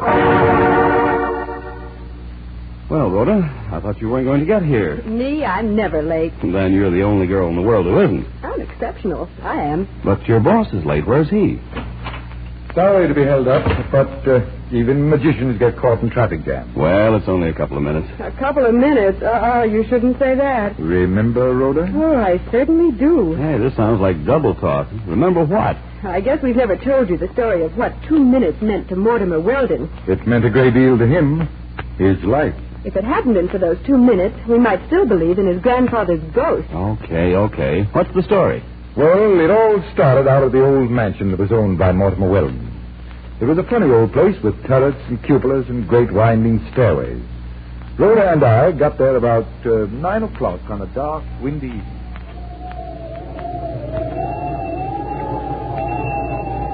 What did Weldon want to see you about, Blackstone? Did he say? No, he didn't. But I think that... Mr. Blackstone? Yes. Good evening. You're... Mortimer Weldon. Won't you come in? Thank you. Well, this is an interesting place you have here, Mr. Weldon. Yes. I've always liked it. Until recently. I've tried to keep it just as it was in my father's time. I've never put in electricity. Won't you come into my study? Certainly. I'll go ahead, if I may, with the candle. Yes, do. Gosh, Blackstone, it's kind of spooky. Won't you sit down? It's funny you said that, Miss... Oh, I am sorry. Mr. Weldon, my assistant, Rhoda Brent. How do you do? How do you do? Funny I said what? About this place being spooky. It is, you know. It's haunted. Oh, wonderful. I've always wanted to meet a ghost. Mr. Weldon, you can't be serious. Oh, but I am. Oh, I know it sounds fantastic, but... Well, I want to give you the whole story, if I may. Please. But no one has ever shown me a haunted house or a ghost that I couldn't explain. That's why I called you, Mr. Blackstone. Oh? I wondered if perhaps you couldn't... Explain your ghost? Well, I'll try. Tell me all about it. We've always known that the house was supposed to be haunted, especially the tower. But none of us ever gave much thought to it. It was just a nice family tradition until last week. Well, what happened last week? I was having a house party for my brother Clarence. We started talking about the ghost. And Clarence was dared to spend the night in the tower room. Don't tell me he saw the ghost, Mr. Weldon. We will never know. The next time we saw Clarence, he was dead. What happened? Late that night, after all of us had been asleep for hours, I was awakened by a scream, as were my guests. It seemed to come from the tower room. Your brother, Clarence? Was found lying in the courtyard with his neck broken.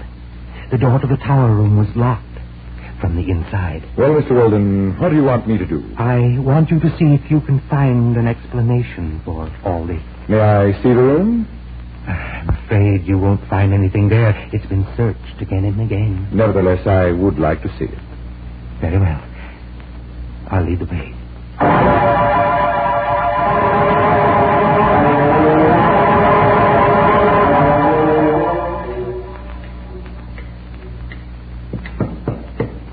Well, the walls seem to be solid enough. Well, there doesn't seem to be a secret door. Yes, that was my first thought, but I couldn't find a trace of one. Well, the next thing for us to do is measure the place. Sometimes there's a difference in measurement that will show up a secret door where tapping won't. Oh, 10 o'clock. Is that clock right, Mr. Weldon? Oh, yes. It has always kept excellent time. So many of those old grandfather clocks do. This is a very beautiful example. Yes, I've always been very fond of it. Yes, it's the right time to the second, according to my watch. Shall we go down and get a yardstick? We want to get on with this very unpleasant business. I've got a tape in the car. I'll get it. Oh, I ought to go with him. These old corridors are tricky sometimes. He may get lost. Coming, Miss Brent? No, thanks. I'll wait here and see if the ghost will come out and talk to me.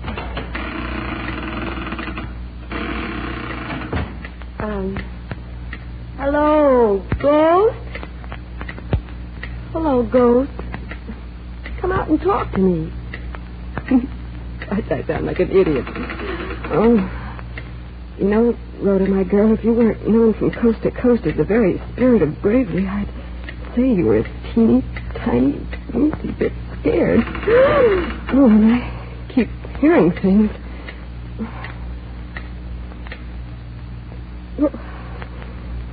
The clock stopped. And the candle's gone out. I don't like it here. Oh, get away!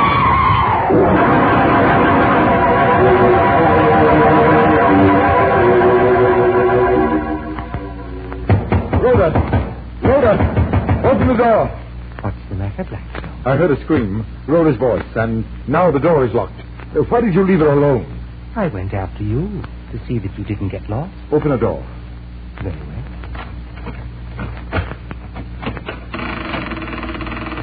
Rhoda, are you all right? Light the candle, Weldon. Rhoda. Oh, thank heaven she's alive. What happened, Rhoda? Something dark and clammy hit me, then tripped me, dragged me to the window. The window that my brother was thrown from. It was the ghost Blackstone. I swear it was. Where were you standing, Rhoda, when you were grabbed? Over there, right near the clock. That's funny. According to my watch, that clock is 2 minutes slow. And yet the last time we checked it, it was exactly right. Blackstone, just before the ghost grabbed me, the clock stopped. I remember it. You're sure? Perfectly. I could swear to it. Mr. Weldon, you and I have a little trip to make to the police. Blackstone, have you lost your mind? I'm afraid not. The police will want to ask you a few questions about your brother's death.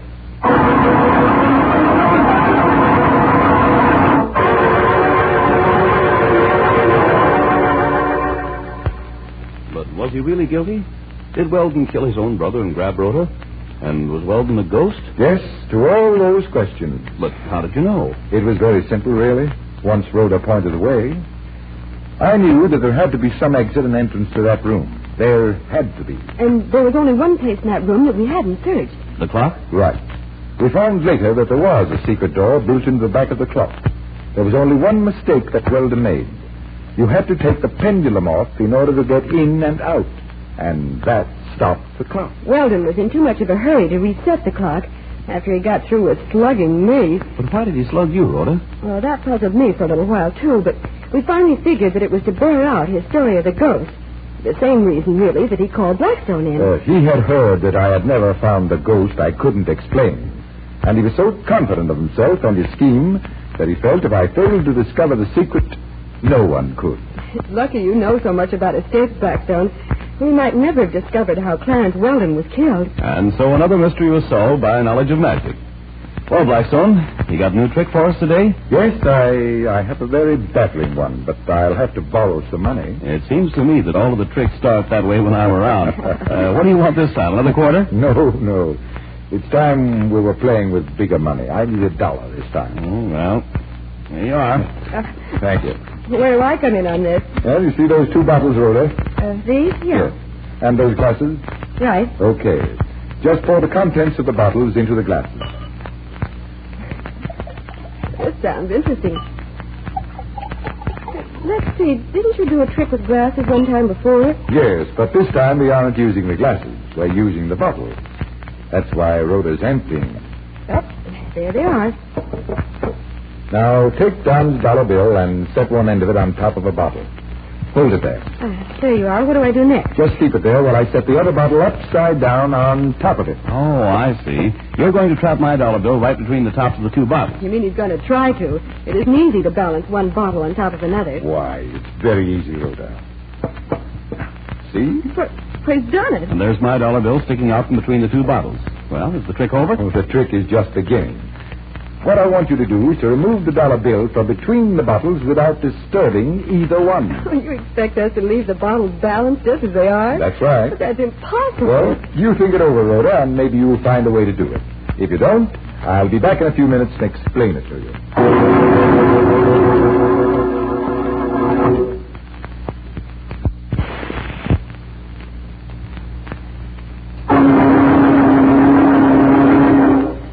Well, Rhoda, how are you making out with the bottle trick? Well, I've upset the top bottle 3 times already. At least I've learned how to put it back. Well, that's a move in the right direction. I've got them balanced for you with a dollar bill between them. Now you show me. All right. Here we go.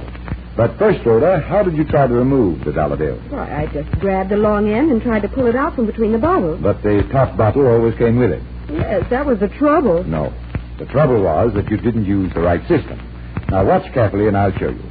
First, you take the long end of the dollar bill and draw it tightly but carefully. Without trying to pull it from between the bottles? That's right. Just hold it extended with one hand. And then what? Raise the other hand above the dollar bill and hold the hand sideways like this. I see. Well, now what? I'm going to drive my hand straight downward when I say 3. So you'll strike the center of the dollar bill, huh? Correct. Now watch. 1, 2, and 3. What? Why, you snapped the bill right from between the bottles. The bottles are standing exactly the way Rhoda fixed them. The top bottle didn't even move. And that's how the trick is done. Just draw the dollar bill tight, hit it in the middle, and out it comes. I hope, ladies and gentlemen, you enjoyed that trick. And now, until next week, this is Blackstone wishing you good magic and goodbye.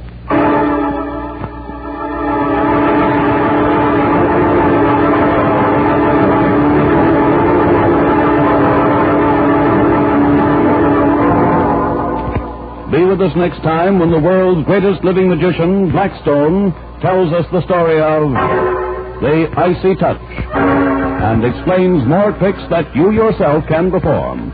Listen in again to Blackstone, the world's greatest living magician.